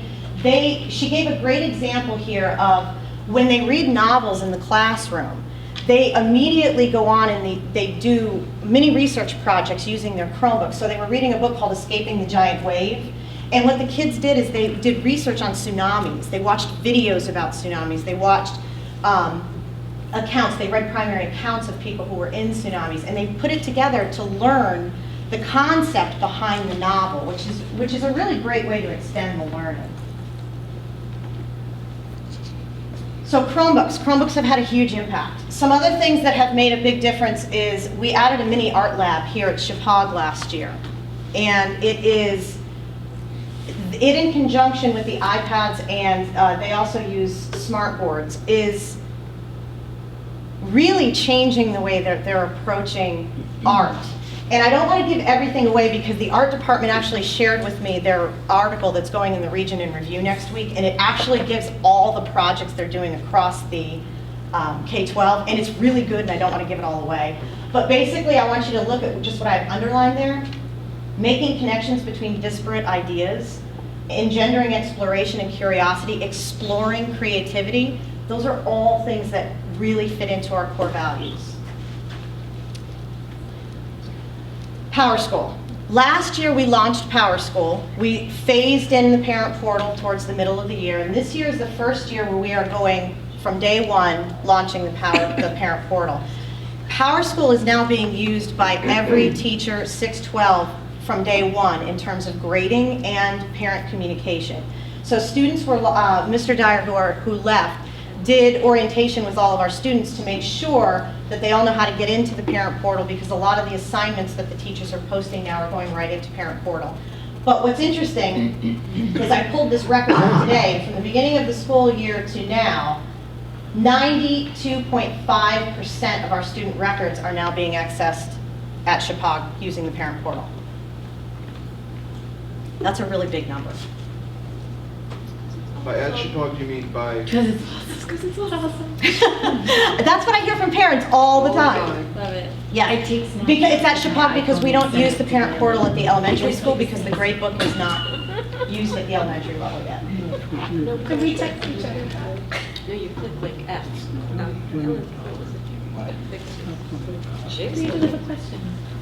This year we expanded our smartboard. We have a planned rollout for smartboards, and this year we went into the humanities departments and we started into the unified arts rooms. Our humanities teachers are very much at the beginning of learning how to use them, but they are very excited. We have some stellar people out there that are really pushing the envelope, and they're helping their peers learn the smartboards. It was very interesting. Beth Harbison, who's speaking of chorus, our choral director, was one of the most recent to receive a smartboard in her classroom. And I spoke with her this morning, and she was literally jumped out of her seat when I asked her if she could tell me a little bit about how the smartboard has impacted her classroom. And she said it has changed everything in what she's doing in her classroom. So I walked in today, and what I was seeing her use the smartboard for in her lesson today is they were watching model performances, and the kids were actually watching and commenting back and forth on what it is that they were seeing on the screen. They're going to be going into the point where they're using it for notations and understanding some more of the actual musical side of things, but it's equipped with a speaker system and it's Bluetooth. So she can literally cue up music on her phone and throw it to the smartboard, and she can have the kids listen, and they were comparing the same song sung at different periods of time. And in our elementary schools, some very interesting things that they're doing down there is they're interactively using Smart Notebook to move notes around on the screens and draw patterns and shapes where they can sing the pattern shape. So they jumped right into using them immediately, and they were some of the last group to get them, so I'm really excited. The other big change one of the other big changes this year, our studio is up and running. It's been up and running since the spring, but our students are now in there. And I was so excited today because the group that you see there on the bottom right is our digital media movie making class. They filmed 2 shows earlier with me I was sort of guiding them. One of them was the Dr. Pat show where she did the new teacher orientation that you see now on channel. It's not channel 17 anymore, in case you guys haven't heard, but they changed the channel lineup, so I think we're like 194 now. So we're going to be changing the name of the station from channel 17 to Region 12 Studios. But they did those first two shows with me sort of in the guiding role.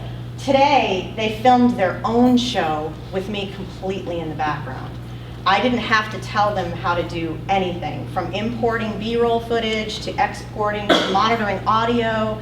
They had their floor producers. They came up with some amazing creative ways to communicate with each other. It was so neat. And so what you're seeing there is we have Tia on the left, who is the producer for the show, and she's controlling and communicating with everybody in the studio from the control booth. And she's the one who actually makes the decisions about who talks, who doesn't get to talk, and which camera angles they're going to use. It's fascinating to watch them. You really need to see it sometime. In addition to the studio work here at school, we've been sort of pushing down to the elementary schools ways for the kids down there to participate in video production and being on television. You'll see one of our first ones from Washington Primary School, which was awesome last year, which was the pick for reading. But then we added in the Burnham School Buddy Bench, and then just recently we got this great one, and if you haven't seen it, it's on the front of the Region 12 website.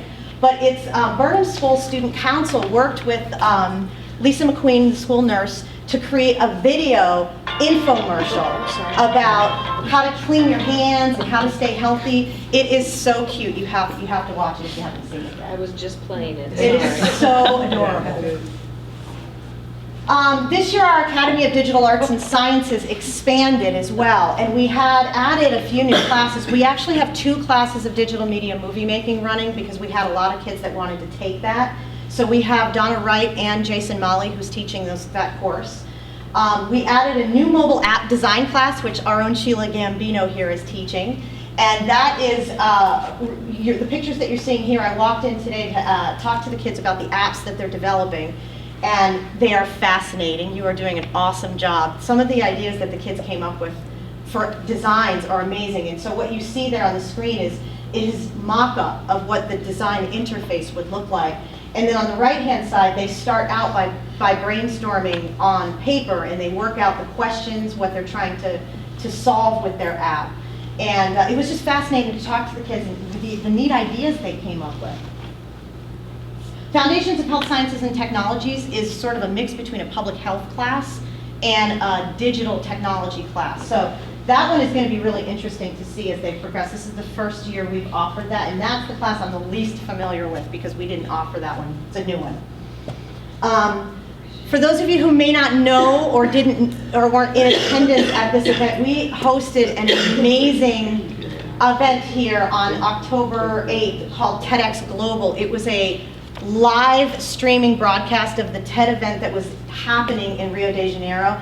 This is the perfect example of answering the call to citizenship in terms of participation and collaboration in a global environment. They were talking about big global issues of the day. All day long, students in multiple classes from middle school to high school were all coming in and watching and participating in this event. It was also open to community members, so some of you were there. And the group that you see sitting here on the stage in the picture is the 7th grade Global Studies group. And these kids actually participated as research assistants. They researched all the presenters in advance and created Google Docs that they shared with all the teachers in the building so that the teachers would know which speakers to bring their classes to. They also came up with some questionnaire type things to sort of guide thinking when the students came to participate in the event. But this is a big deal. There's not a lot of schools that get a license to be able to present this type of an event. So we were on the TED website, and TED is a big deal. If you've never seen TED, it's an absolutely fascinating platform for sharing ideas. Over the summer, we also undertook a project that we weren't really looking to do, but unfortunately we had to do it because our website company went out of business. And we relaunched our entire website with a new vendor. It is still being worked on because it's a ginormous project and it sort of hit us in the middle of the summer. But one of the things that we did do is we spoke with some of the PTOs and sort of got some feedback from parents, and we're continuing to get feedback. So anyone who's out there watching this, it is important that we are looking for feedback about things that we can include on our website to make it more friendly, and things that are really more helpful. So we're doing things like there's more integration of our calendaring system on there. So if you look on the Chappaq website, for example, now you're going to see a lot more of the day-to-day activities. That came out of a direct question from PTO parents who had asked to put in the daily events as opposed to just the evening of type events. That's it. Thank you. Thank you. Thank you. There's much more I could talk about, but I don't want to keep you here all night. Yes? So many great things, so. Thank you. Congratulations, a lot of work that went into that, I'm sure. One of the new communications movements that I think you could take would be in terms of unifying maybe a website that parents and students could go to that would have all of their homework assignments from all of their teachers on it. It has a calendar function often, so they could see, what's on for tonight for homework, what's coming up next week for major assignments. I know we use that, and it works out great for everyone. I mean, as a parent, it's wonderful because it's one-stop shopping. Right now, sure, I can go into 7 different teachers for each of my kids, but that takes time. They all have their own websites. It's just one place that you can go to. Yep, I agree. The district, I don't know. I know that's a lot of work to implement that. Well, it was interesting. One of the workshops that we did at the beginning of the year, and I neglected to mention the fact that we did do a June 20th workshop for technology with our teachers at the secondary level, and we offered a lot of things that were really needed last year. For example, we had some more in-depth workshops on using the Google Apps for Education platform and Smartboard for the humanities teachers that were going to be getting them. But there was a lot of discussion among the staff about, we have PowerSchool, we have websites, we have Moodle, we have a lot of places where homework assignments are being posted. And it was in that discussion that we came up with collaboratively as the teachers talked. They wanted to come to a consistency. One of the things that parents had given me feedback on is that they didn't like a lot of different websites for teachers, that it was very difficult for them to navigate all different styles and looks. So we came up with a template, and at the first, one of the first PD days here at the beginning of the year, every teacher in the district built a Google website within the Google platform using a similar template. So the K-5 teachers are all using the same template, and the 6-12 teachers are all using the same template. So it makes it somewhat easier, but I think from the teacher's perspective, what they were struggling with is, in this age of technology with multiple platforms, trying to find the one that works the best for parents and the one that works the best for teachers, so that they're not multiply posting everything into all these different places. So we're still working on that. I think that's something that we still have to kind of work through, for the best way to say it. Yes. I was going to just say that I think what a lot of the teachers they've tried to do the Google Calendar, and the kids all sync each of their teachers so that it is all in one place. But it's not all homework. It's like the big things. Because, and I get that, it's sort of a difficult place to put a lot of specifics, but at least that was a nice move. They're trying. Yeah. So they're trying. They're moving, but it's going to be a work in progress. It's a lot we've done in a year, so we're trying to work through it. Yes. I would wonder, though, we might want to caution against this a little bit, because in as much as it's nice to do that, it has to be a point in a child's life, especially as things get more complicated in high school, where they learn how to do that themselves. Because you can't have your schedule spoon-fed to you, otherwise you'll never learn how to organize your time and to keep track of all your assignments. I was one of the biggest critics of movement in that area, because I use that very argument that, in the real world, they have to keep track of what assignments are coming up. But after doing it now, it makes so much sense. And the students are, more in charge than ever, because they can't. I get very few complaints from either students or parents because they can't say, well, I didn't know what the homework was, because it's all posted. Right. They can't say, well, I didn't know that there was a quiz coming up, because it's posted. And that's really the way, the other argument that convinced me was that's the way many colleges are doing it now. Professors at the beginning of the year will say, here's your calendar, maybe that's not online, some of them have it online too. These are the dates of your tests, these are when your papers are due, this is the link to send it to me.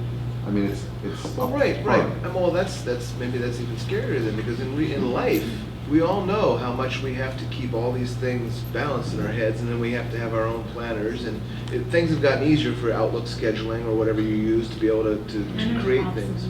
But I mean, even if it's not, if it's a digital planner, I don't mean, spiral bound.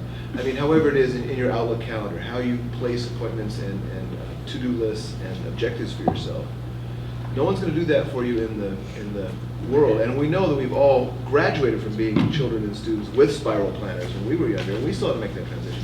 What if you never have any experience doing that? All of a sudden, you've gone through high school, you've gone through college, and now all of a sudden you have to organize your life and you've never had to practice. Is there a way of going towards the facility of this great universal scheduling without losing the learning process? Well, I think it's a balance. It's a balance. Like one of the things that I've tried to teach the kids when I do orientation with them is to use the Chapal rotational calendar, because what they can do is the Chapal rotational calendar has all the periods of the day, and what they can do is they see the time and the date. So period 3 on October 24th, and if they click on it, they can copy it to their calendar and they put their assignment into it. So when they have big projects or when they have quizzes, essentially that's kind of what the teachers are doing with their Google calendars.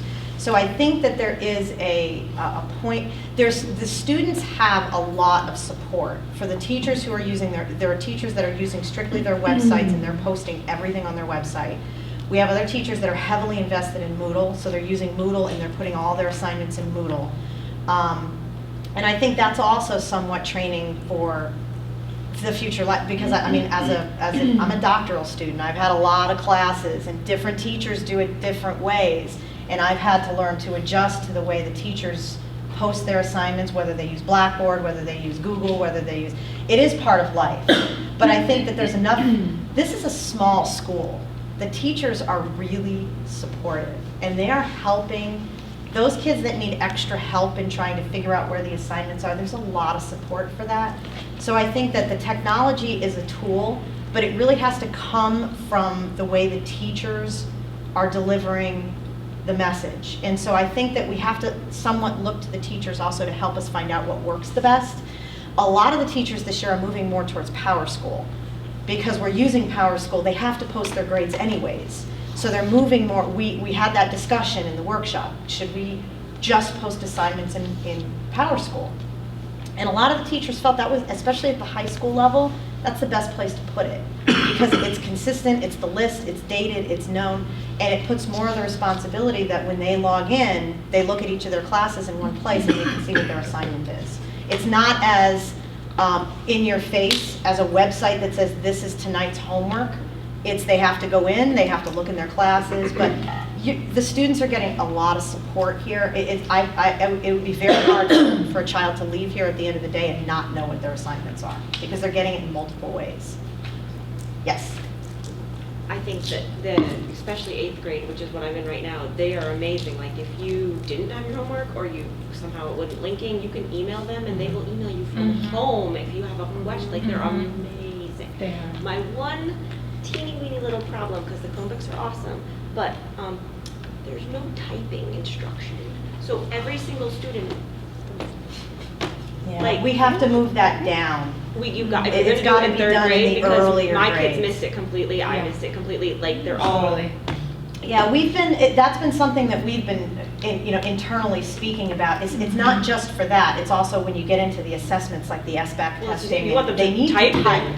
And one of the biggest concerns that they had was when we first did the trial tests with the kids on the computers. That was some of the feedback that the older kids gave us, is that I can't type fast enough in order to be able to do this on here. And some of that goes back to our younger kids are doing a lot of swiping.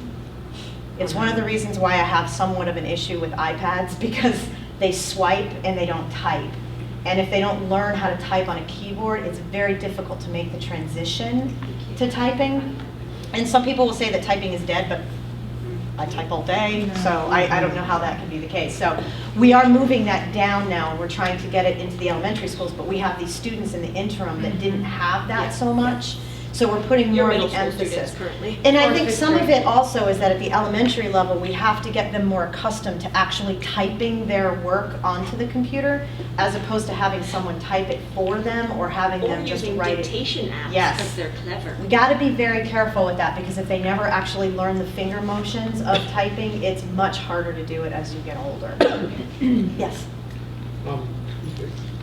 Is there any time in our technology education for the kids to learn the other types of interface? I mean, Google is a lovely thing, but Oh, in yeah. most industries you go into, you come in and say, I know Google, they're going to say, there's the door. No, we don't, we use Google because it allows us to do a lot of things. No, But I I am a understand. firm believer that you don't teach any platform. I don't want to teach Office, I don't want to teach Google, I don't want to teach, we don't know what they're going to be using in 5 years. Precisely. There's going to be something brand new down the road that we don't even know about yet. What you need to teach them is the critical thinking process of learning how to use an application and learning that there are menus in most of them that are the same. I can translate most, and you'll see this if you see a child on a computer. If I take them off the Chromebook and I put them in Word, they can translate almost everything. What they don't figure out is that they have to save the document there and then they have to find it again. With Google, it's in the cloud. But even Microsoft is moving towards the cloud option. So I don't believe in teaching platform specific regardless, but what I like about Google is right now, it has the ability to do the collaboration. So we do that as No, part of the I education. agree, I think that works very well. I just wanted to, so it sounds like what you do is you do throw them into other areas. Yes. Other types of platforms, Yep. so that they get the experience of adjusting to it. Yes, Perfect. and That's a great example of that is in our academy program, they're taught in, the Skills 21 class is actually taught in the lab. And as they go into things like the digital media movie making class, they get thrown into using something like Adobe or Final Cut, which is a completely foreign platform for them. And they have to learn, and we model it in digital media movie making by teaching them iMovie, which is pretty intuitive and many of them understand it, and then taking that and throwing them into Final Cut, where they're having to take what they learned in one software and apply it to something that they most likely have never seen, because Final Cut's a professional editing software. Very few kids are going to own that at home. So that's part of the whole critical thinking, problem-solving, 21st century skills thing that we need to keep in mind, because we have no idea what they're going to be doing in 5 years. Agreed, thank you, that's well done. Who goes next? Go ahead. Kelly, have you had a Go ahead.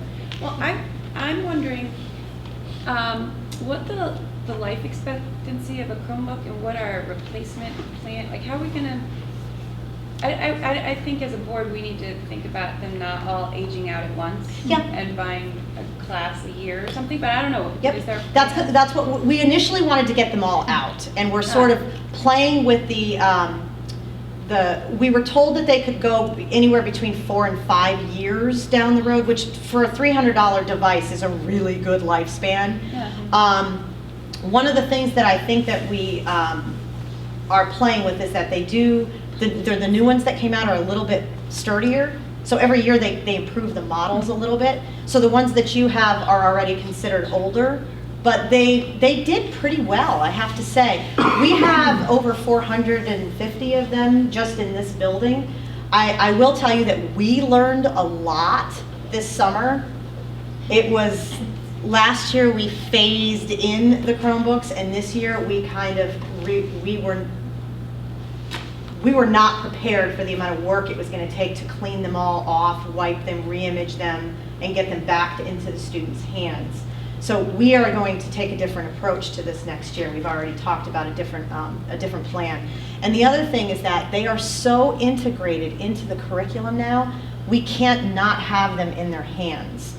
So it took us a while to get them into the kids' hands this year, and so what we've decided we're going to do is we're going to distribute them before school starts next year. So we're going to have students the opportunity to pick them up before school starts, so that we can start day one, because it was just too difficult. The teachers, it's interesting because we've only had them in play for a year. The teachers are completely dependent upon them now. And so when they don't have them, it was a lot more, planning their lessons were a lot more challenging. It's not that they couldn't do it, but it was different than what they were accustomed to, and the kids as well. Well, I was giving my daughter mine to use for the I heard couple that. weeks while Yeah, it I was did the same over, thing. because it was just, without having it, she felt like she had lost her left arm. so. Right. But just something else that I was wondering about is that, would we ever consider having iPads put into the elementary school libraries? Just because, there's been a lot of conversations in terms of some of the students who need to be engaged in reading, but have a hard time necessarily with the book, but actually getting engaged to hearing a story with the headphones. And it's been something that I've really been talking with a lot of people about, and I would love to be able to see each library in the elementary schools get a couple or 5. I would or 4. absolutely, I would tell you that I'm already planning for something like that next year for K2, but I'm not going to say iPads because there are other tablet options that I think are better options, both price-wise, management-wise, but yes, because I do think that our Chromebooks will probably not go below 3rd grade. Right. It's too much for a first grader to be doing that. But just in terms of, because my Access. 5th grader has a Chromebook, Mhm. but when he goes into the library, for him to maybe get channeled into listening to a book with a couple of other students, that could be done where they're just put in the library, right? So you would have. I would definitely. I do want to mention though, you can do that on a Chromebook. Can you? Yes. Can you download? Audible. Can they download? Yeah, they can use like an audible.com type thing. Do where they can have an download. app for that? Because then Yeah. maybe that's something that the Yes. librarians should know. Correct. Yeah, that's something definitely that we can look at. That would be really great, actually. Yes. Now, first, let me chime in and support Alan's idea that complexity is good. In my household, my kids are having to deal with 3 or 4 platforms, and I love the fact that they have to learn how to integrate their own schedules and make their own search of the content to find out what they're supposed to be doing and prioritize it. I like what they're learning as far as content goes, but I think that's as important. And I don't want to make it too easy for these students because our lives really are going to always be this way now. And I like your view on using multiple platforms and not just teaching to 1 or 2 because, again, they're going to have to adapt and constantly change. But the main thing I want to say is that just a couple of years ago, let's remember where we were with technology. We were way behind the curve. And now we are, thanks to you and Dr. Cosentino and Sheila, we are on the leading edge. I mean, this is remarkable. It's a massive change. And it's been great for our culture. It's been great to deepen the students' engagement. Technology doesn't dominate them. These kids are dominated by technology. And I love seeing this kind of a massive change in such a positive direction so quickly. You've done a great job. Bravo, I agree. Thank you. Can I also just say one quick thing? I want to just throw out there, our 5th grade teachers last year, for the short amount of time they had the Chromebooks, I did the orientation with our 6th graders. They were awesome. They knew everything. They already were so savvy with the device.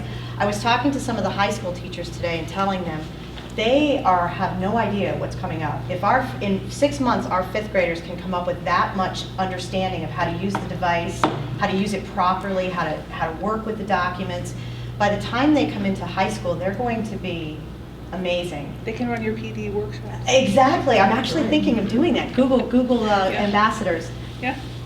Yes. I just ask you, just as far as convenience sake, is there a reason why the machines have to be repurposed and re-imaged and wiped between the school years for a kid if he's getting the same one back and progressing from 8th to 9th grade? Or? There was a lot of questions about that last year, and I was a firm believer that we should go through every device, check it, wipe it, get it ready.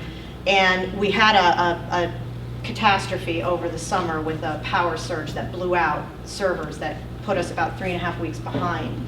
So the Chromebooks got pushed to the side because, the thought was, well, that'll be the last thing that we do because maybe we don't have to do it. And I have to tell you that when we started to go through them, it has to be done. You have to make sure that they're working, that everything is working properly. We found out that some of the students were not restarting them, so they were never getting updates.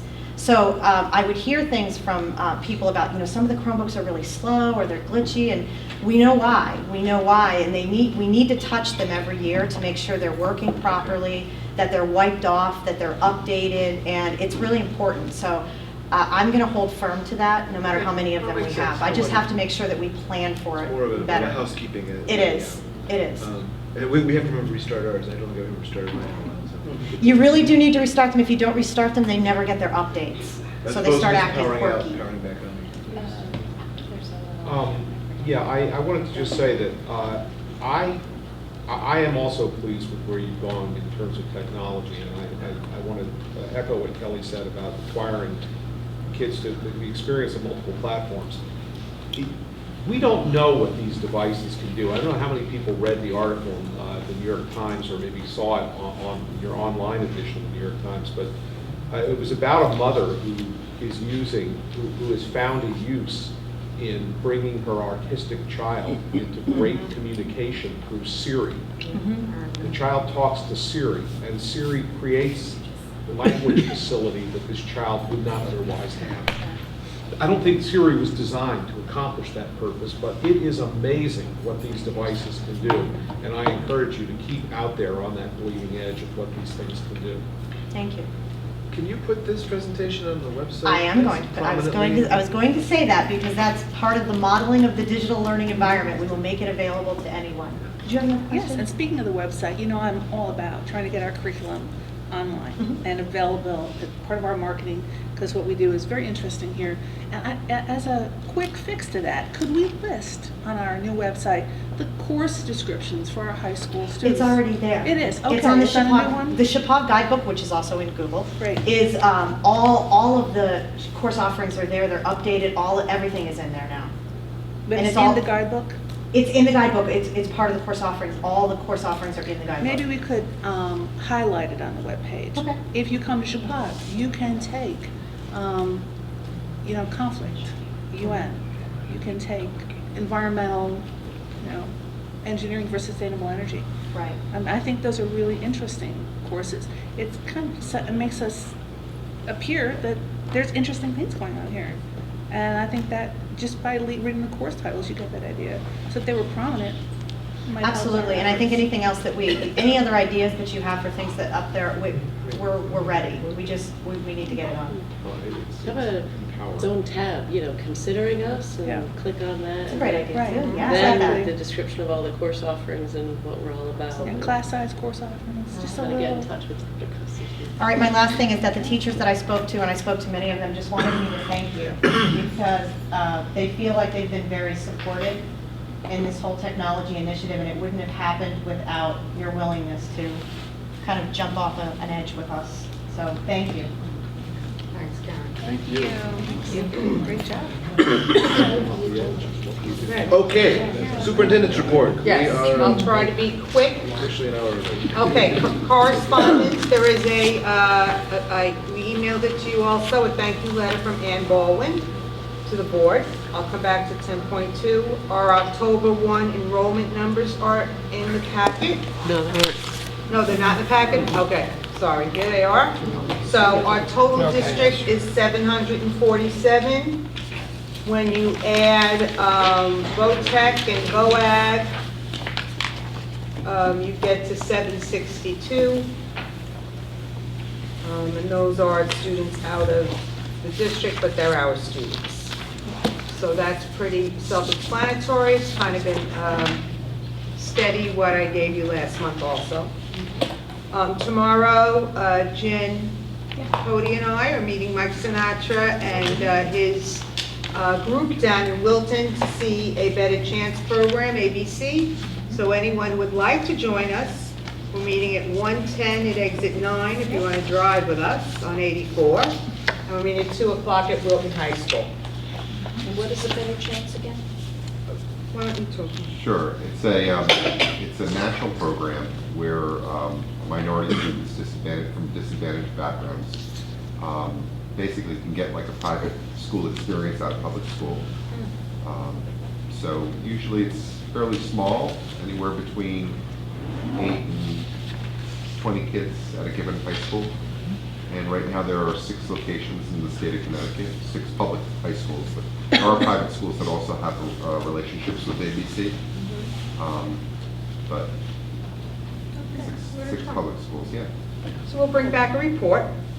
And tomorrow morning, I am going to the state PTO meeting with the Roxbury parent. I offered all the PTO presidents, but we're going tomorrow, so I think that's going to be great. The president of the National PTA is going to be there, who I happen to build the school with in Costanza. So I'm excited about that. Okay. We are tomorrow or Wednesday sending out an Ebola letter to parents just to calm them, let them know that we are, keeping up with that. We're in touch with the state. Our nurses have been updated, all of those things. So I think parents would just appreciate that. So it'll either go out tomorrow or Wednesday. We're just finishing that up. I wasn't here 2 weeks ago, but I did review the videotape of the presentations on the marketing firms, and I listened to everyone's comments. I could tell you that I liked both groups for different reasons. I think they had different strengths. I knew a couple of people on the first. I've worked with Visual Impact, and they've always done good work with us. I don't know Sharon Donosky. I know one of the members of the team, and I was very impressed with what Peter Roche said about our schools. I think no matter how we go, that's something we need to get out there, because I thought he was well-spoken and all those things.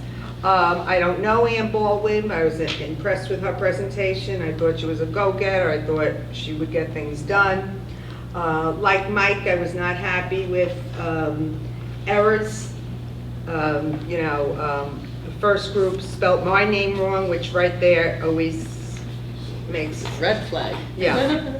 And I think Ann had one in her presentation that I did not see because I couldn't see that clearly. I know people want to know my opinion. This is how I feel. And it's just my opinion, but I'll put it out there because people had asked for it. I think where we are right now, I feel like we're in, I like to do things and get things done and move, even if it's, take risks, and even if it's not always the right thing, at least we have some forward motion. I feel like it just takes such a long time sometimes, 3 weeks for this, then another 2 weeks, and whatever. So I felt like that I was leaning more towards Ann Baldwin, in that I felt that it wasn't a long-term commitment, that we could start with her, work with her, see how it goes, get the ball moving, concurrently, if we felt we needed to, do some more focus groups, research if we feel we need that. I think we have some big ideas. In my mind, the biggest idea is, that public school with the private school feeling, setting, everyone knowing each other, all of those things. Personalization, and then all of our programs, etc. So that's kind of how I feel. I spoke to some people. She's connected in the state, so I think she gives us some good connections with the state, getting our kids involved in different aspects with the government and the Capitol, etc., and maybe with the media.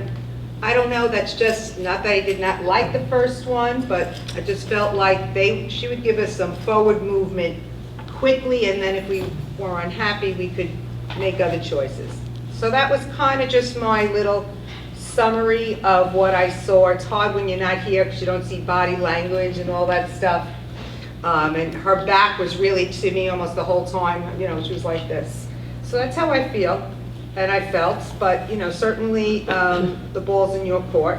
I did try to talk to Jim, but we played phone tag all weekend, so I didn't have a chance to really speak to him. So with that said, I think we move to 11, and then we come back and do 12 and go back. 11 is to approve, and we had a little heads up on this in the last meeting. Teresa brought this to our attention, or maybe Bob did, or they both did. that the Bank of America retirement plan is no longer going to be in existence, and the Finance Committee, or Valerie may have mentioned Yes, this. I'm since sorry. we're about Ambassador Teresa. Yes, Valerie. Well, 'cause she was sitting in Pat's seat last time. Valerie mentioned, as chairman of I can understand. Yeah, Finance- absolutely. Frick and frack. the Finance Committee has recommended that we approve the appointment of Wells Fargo Institutional Asset Advisors to succeed Bank America for the Regional School District 12 retirement plan. Before we begin discussion, could we have a motion to So that moved. effect? Valerie has just made that Second. motion, and Michelle has seconded it. Would you like to talk about this again? No, Bob can real quickly. Bank of America is getting out of the business, and as a result of that, we went out with an RFP, and we solicited, or received back 5, but only 3 were viable, we looked at 3 of them. This makes the most sense for what we need to do to continue the plan, and they would handle all of the payments and so forth, just like Bank of America did to the retirees. And this transition should be seamless to all the retirees, and you'll have a new advisor when you're all finished. And we're going to be looking at the portfolio sometime in the Finance Committee, which I think is going to be interesting. Any questions, comments, discussion? Can you give me the short version of precisely what they do besides making payments and receiving money? They will manage the assets of the plan, the mix of purchases of the assets within it. It's a 60-40 right now, 60 being in equities and 40% in fixed. And that's the way the plan is been running successfully. And once the transition is made and all the assets are over, they'll rebalance it with the Finance Committee and look at the long term of where to put the investments to maintain the integrity of the plan. Besides the actual payments and handling all the government. And what is their, how much experience does Wells have in terms of handling plans for this type of environment? Wells Fargo in this, one of the criteria was having the experience within the municipal market in the state of Connecticut. And they came out as one of the leaders in the state right now handling municipal plans and understanding the municipal market. It's slightly different than the private market. There's restrictions that the state government puts on what you can invest in. All right, and you, in terms of the fees charged by this organization versus the others you looked at, are they all comparable to what's been paid before? How do they charge?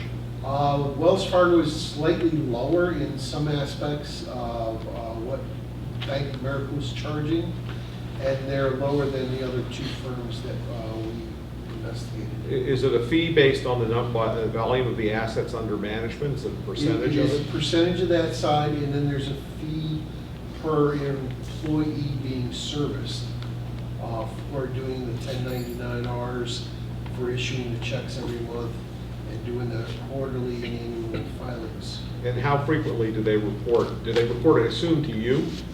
They send in monthly asset reports. No, I don't mean the reports of exactly how much money is in there. Do they ever make periodic reports of why they've Yes. invested in a particular way and what their thinking is? They come in the case of Bank of America, was an annual that I would either do a conference call with them, depending on where we were, if the market was somewhat stable, or they would actually come in the office and sit down and go through where everything was at that point in time.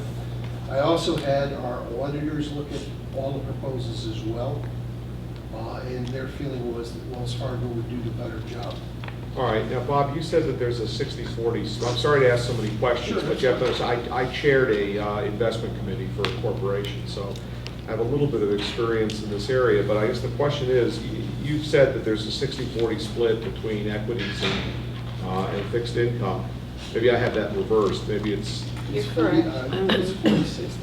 40-60, it's 40 equities, 60 fixed income. Who sets the investment policy for this? Actually, that was set at one time by a committee of the board. And we followed that since that point in time. But has anybody, I mean, what, do you remember when the last time we looked at that policy? I'm not sure. Valerie, do you remember? I've never been party to it, and I look forward to being Yes, part I of it mean, in the The future. last was probably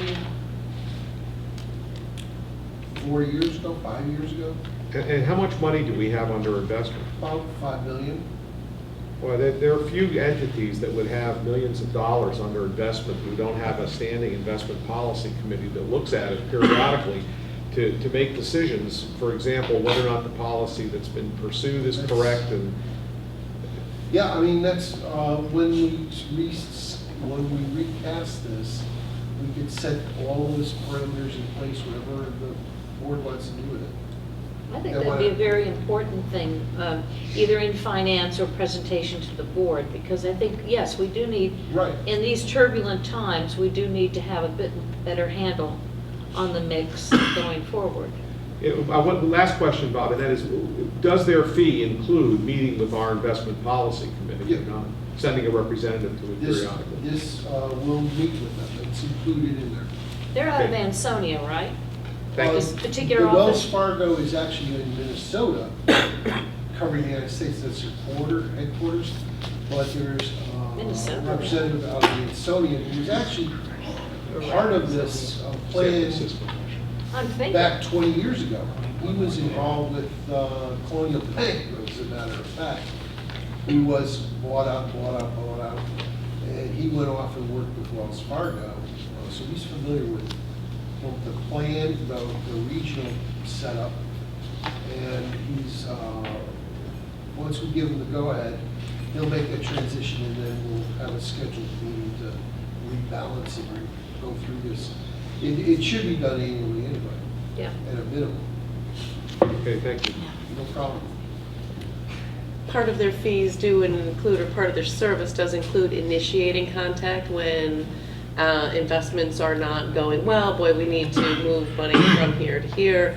You're expecting that they would initiate that kind of contact and They should movement? be doing that, and they have the latitude to make the proper investments, keeping in mind strategy put in place. Mhm. And also to work with the actuary to ensure that we are getting the performance we need to maintain the balances. Okay. I mean, right now, our plan is better than any other plan around. It's actually 100% funded. So we're not trying to play catch up. We did remarkably, even in these turbulent times, we went from less than ideal to perfect balance right now. Nice. All right. Okay. We're ready to go. I think we are ready. Any more questions? No good. All in favor of the motion, do we need to read the motion back? Approve the appointment of Wells Fargo Institutional Asset Advisors as the successor institution to the Bank of America for the Regional School District 12 Retirement Plan as recommended by the Finance Committee. All in favor? Aye. Do you want to count? How do you want to do this? This is pretty important. All in favor, please raise your hands. Hands up. Stick them up. Do you want mics? Yeah. Mike, are you a yes? Yeah. Yes. Okay. Well-informed, yes. Any opposed? Any abstentions? Thank you. I believe the motion passes unanimously. Moving on to 12A, after our amended agenda. To consider and if appropriate, establish graduation date for Chappaqua class of 2015 at June 13th, 2015 Move. at 10:30 in the morning. So moved. It's moved by Greg Conlon, second by Jen Cody. Any discussion? Any? It's 10 a.m. Did you say Oh, sorry. 10:30? I'm sorry. 10 a.m. 10 a.m. Yeah. I'm going to be late as usual. And last year was what, the 12th? Not even the 14th. Okay. It's the same. All right, that's Sounds like a nice day. It's about the same time. Are we good? Yeah. All right, we're good. Discussions? All in favor? Aye. Any opposed? No. Any abstentions? Oh, we're suddenly lurching ahead on this agenda. Thank you. I believe the Lurch. ayes have it. We have a graduation date. 12B. 12B, we amended. I'd like to make a motion Yes, ma'am. that we hire the Baldwin Marketing Group at, I believe she was talking about $2,200 a month, I Yeah. believe. Certainly not a long-term contract, more of a wait and see. Second. And the reason why I'd like to say that is that there were about 5 things tonight that should have gone out to someone in terms of a press release and pushed as great news for Chappaqua that distinguishes us completely. There was just the other day, there was some article in some private school, whoo, everyone's got a Chrome or an iPad or something. We're doing that, but no one knows. And not too many people are going to go on the website and search, and as good as it is, and find out all this good news. At least 5 items tonight that should be broadcast, and she knows how to broadcast literally through the press, the local press. I'm not talking TV, I'm talking about disseminating information. Pete?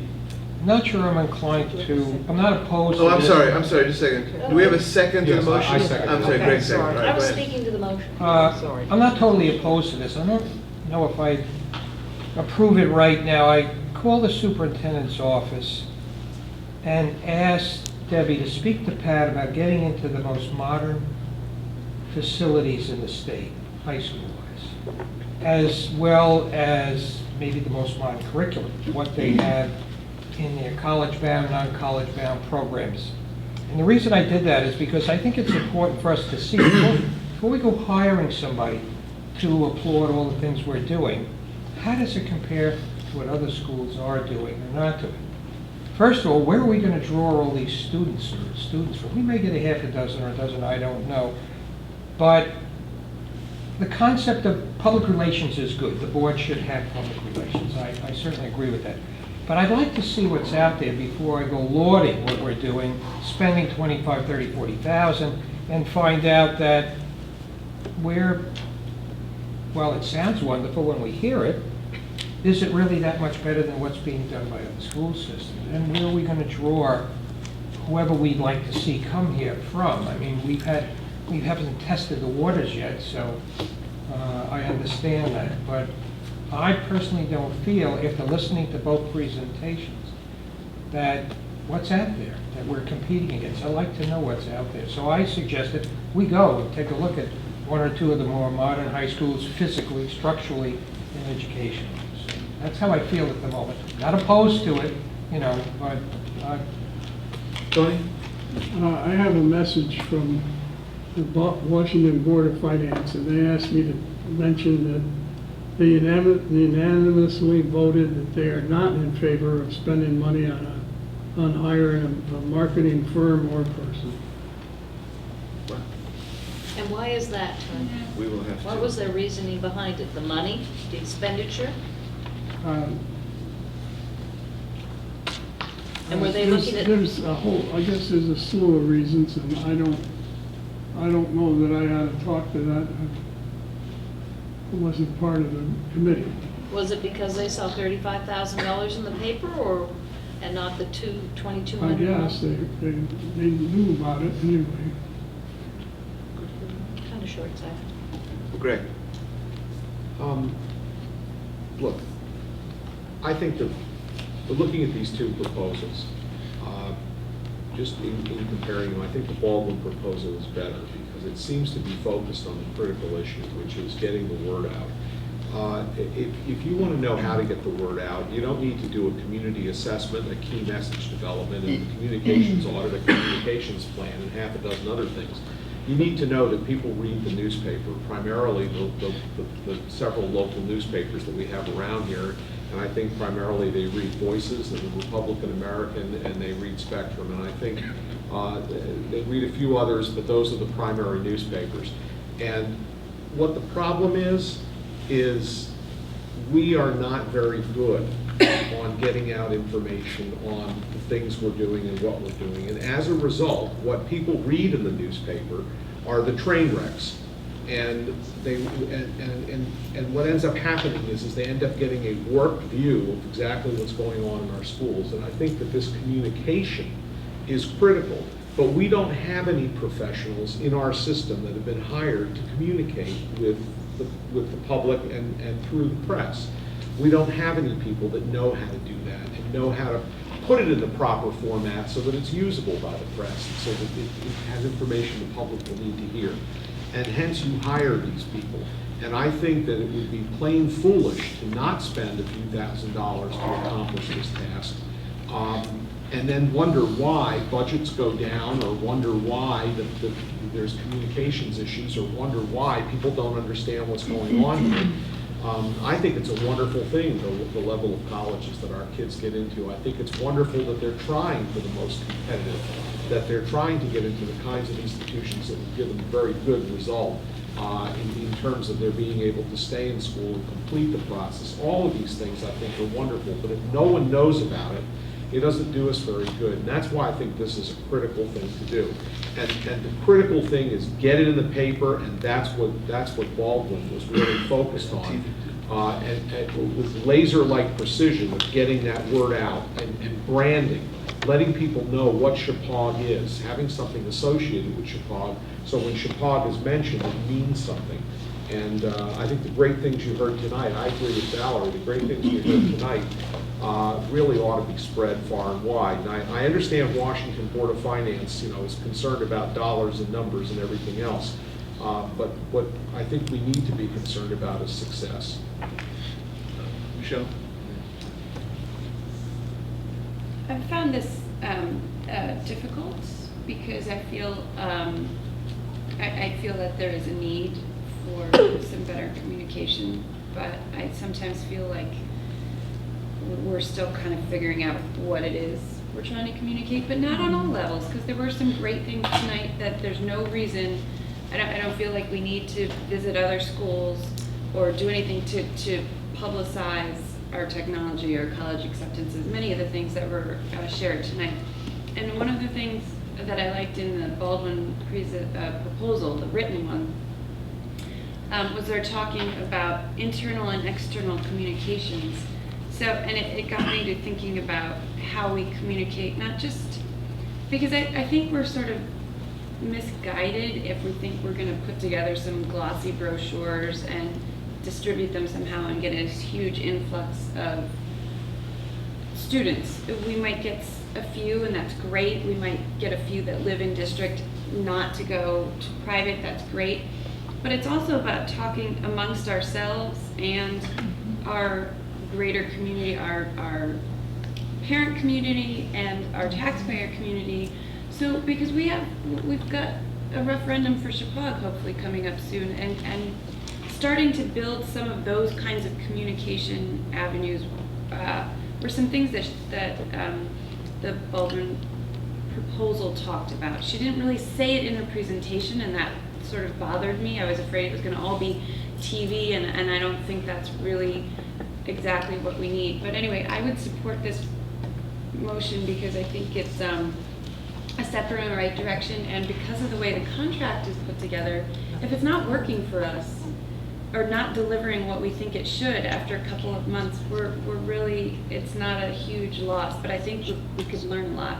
I just want to say, I do have one hesitation though. I really loved what Mr. Roche had to say. I thought he was very passionate, but also organized, had some great, he knows us. And I would love to find a way to use that somehow if we can, and I don't know if that's It's interesting you mention that, because Dr. Costantino and I talked about this, based on the fact that, he talked about South Kent School, and someone who was in the community who was interested and involved in this actually called South Kent School for reference. They'd never heard of Danofsky. And we finally put it together that Roche had done the work for South Kent School. And if you look at her proposal, she doesn't say anything about the South Kent School.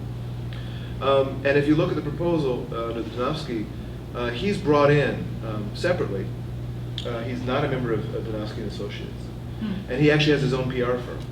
So my immediate thought in the conversation I had with Dr. Costantino is, well, we should hire him. But then that is something rather unethical to pull someone from the proposal. However, as Dr. Costantino wisely pointed out, he is a parent. And we have access to his thoughts and his expertise and his love of Chippewa regardless.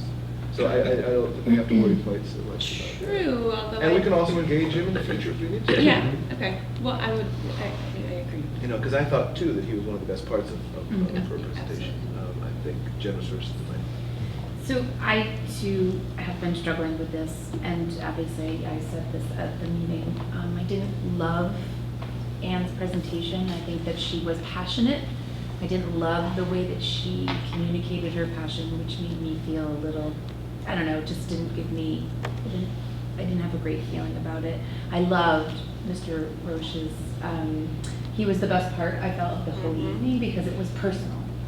And I kept trying to figure out what it was that I wasn't getting, that I wanted and I was seeking, and I will be very quick, but you know, she kept talking about going to Channel 6 and knowing the local news stations, and I think that's really great, but what I guess I was looking for more, which just seems so ridiculous, but I was remembering a friend of mine whose daughter went to Africa, and she was turning 14, and she raised money from her birthday party, $360. And she went to Africa with her aunt and uncle, and she, there was a family that was selling their 14-year-old daughter to a married man so that they could make money, and she was gonna stop going to school. And Lily's $360 saved her 2 years of staying at school. And it was in the News Times, and then Good Morning America picked it up, and it was on Good Morning America. And as I'm sitting here listening to Ann Baldwin, Lily Daniels just kept going on in my mind. And for me, it's the personal human stories in Chippewa that should be highlighted. That to me is what I was kind of looking for that I wasn't hearing. To me, Channel 6 is great, but it's really what the essence of our school is. It's the students, it's the teachers, it's the personal human stories that I really feel is the bigger message. That was, for me, what I was struggling with. So when I hear you talk about Mr. Roche, for me, again, that's a personal connection that makes me feel like he gets it. So, and I'll be quick, I'm sorry, because I know I'm starving and I don't want to keep everybody, so I'm sorry, but I do feel that we collectively need to be the ones to market our school. I'm frustrated that these college acceptances, we aren't sharing more. We've shared a little bit last year. Quite frankly, we should be sending that in a brochure to every house in our region. I mean, really, we're sending out for every other reason. But why aren't we sending this out just to share the really positive stuff? I feel like that's on our shoulders just as much, if not more so, than hiring a PR firm to do that. That's just my personal opinion, because I really feel that it is us that needs to market it. And the idea of paying for somebody that I don't love, it makes me uncomfortable. So I will go with what everybody wants tonight, but I just really feel that I'm looking for more, and I just don't want to do it to do it. I want to hone in on and fine tune what we have so that we can then be able to, and I'm not fine tuned, I am so proud of what we have, and hearing what we have tonight, it's exciting to me, and it makes me actually frustrated that we aren't doing our part more, and instead we're reaching out for somebody else to do what we should be doing. That's how I feel. A couple of things just to state off right away that I think, and I said this last time, that we need to move. I don't think we have months to analyze and reanalyze and wait around and wait for the perfect PR agency. I don't know really if there is the perfect PR agency in this case. I think that Ann Baldwin would be fine for media relations. I mean, that's really what her strength is. Let's go with her strength. We don't really need her for crisis communications. That's kind of the other area that she was kind of talking about. But I think for media relations, I think she would be fine. For getting out press releases, for maybe in connection with working with us, and I would hope she would do that, talking to Dr. Cosentino, talking to some of the board members, talking to the teachers to find those personal stories that Jennifer was talking about. I think that's a great angle for her, and any former reporter would know that that's a natural angle that she should be going with to do features, rather than just, statistics, which are kind of dry. So I would support hiring her, particularly because, if she doesn't work out, we have a very easy out with the way she runs her retainer. I also think that it's typical for companies And American corporations spend millions of dollars on public relations. It's not something new, it's not something untested. It's not, they don't perceive it as a waste of money, they perceive it as a smart investment. And so that's just kind of the reality of business on the ground in America today. And I think there's nothing wrong with us saying that we could farm out specific projects to a company that has an expertise in doing a brochure. Maybe we just need a graphic design company to do graphic design. We don't need one agency to do everything that we need in terms of public relations. So I think we have the capabilities, the communications committee or the superintendent has the capabilities to figure that out as we see the need for it. Or she may be. That might not be her strength. That's a good point, because I think some of the things we didn't like about the other people were, just to be entirely clear, I sent out for references. And of course, the references came back favorable. But what I thought was interesting was that the Noski references really had more to do with her as a someone who aids nonprofits with increasing development. Right. And then I think that was her forte, and she brought in the visual impact for the collateral, and she brought in Roche for the PR. So that I think as far as our being, as you said, as our being, at least at the outset, intent on messaging, that we're safest with the Baldwin Company, and we might see who else we might need a subcontractor add to that based on as we go. I know we're ready to vote, and I just think, once again, since, my husband and I have a lot of information, a lot of exposure to PR, this is our agent. We give her what we want her to broadcast. She'll make her local, not just Channel 6, that was just your background. She should have the smarts to know, these are the papers that would love to cover us if they had the staff, they're at other meetings perhaps, and this is the information we want to have disseminated. This is who we are. When my husband and I moved strategically into Region 12, I had only heard word of mouth about Region 12, and I spent 2 hours on the phone with the then superintendent, who actually just wanted to talk a lot. And that's how I got my information. So we've got to step it up. It's not about necessarily getting more kids in. And the town of Washington has to realize that the more good PR that's out there, possibly will have more kids come in. No one wants to spend the money, Well, and it's I'd not like a gonna short be- leash, definitely. Right. If she doesn't perform appropriately, say in 6 months or thereabouts, we're looking elsewhere. And that's so intangible too. I mean, I know we're in the age of data and quantifying everything, but one positive article has such a tremendous impact. And even sometimes a year or two down the road, where someone's got a favorable impression now of Region 12, and they say, maybe it would be worth an extra 15 minutes on my commute. Maybe I'll move there. I heard they have good schools. Precisely You're right. planting seeds. Hey, it wouldn't hurt our real estate values. Yeah, exactly. And as I think I said last time, it's taken many years for everyone to get the idea that we've been dealing with, our configuration issues for 10 years. Now, we're just at the beginning of recovering from that, so it'd be good to have some help on a broader basis. Yes? Just a final point, not to be contentious, but from my vantage point, it seems to me that the towns should be doing this. We sat with all these selectmen. It seems to me that if anybody should be selling the towns and the school system, that's their responsibility. Not that we shouldn't have a public relations firm to help along, but we sat with everybody and we haven't sat again to hear what their plans are. Seems to me they have the responsibility to sell their towns. And we are part of their towns. And that's what they should be. I mean, the money, you're talking about $2 grand a month. I understand everybody's point of view that, you can bail out anytime you want. I'm just not as supportive right now as, I just don't feel comfortable inside that my psychic says we're going to really benefit, whether it's 2,000 or 20,000, whatever it is. That's how I feel. And I really feel the towns are remiss, and I'm going to bring it up at the next retreat, that this is each town has a responsibility to sell their town, and our educational system is part of their towns. So we shouldn't, not that I'm averse to us doing a job, but I think they bear the bigger responsibility than us. That's how I feel. You're right about that. I think they do, and I think they are all coming together on that as far Well, as we'll towns. find But out. we are a specific part of the town, and we'll make sure that if this passes, that she starts her PR with you. Yeah, right.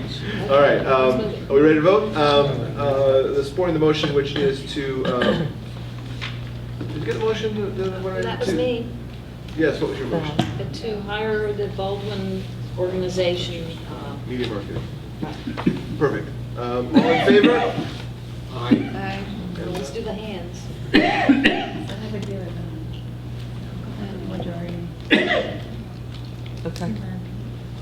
All opposed? Okay. And any abstentions?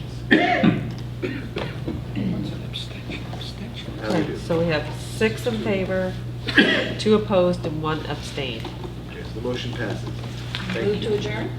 We have no executive session. That's it. Move to adjourn. We have a movement to adjourn. I'll So second moved. that. Thank you very much.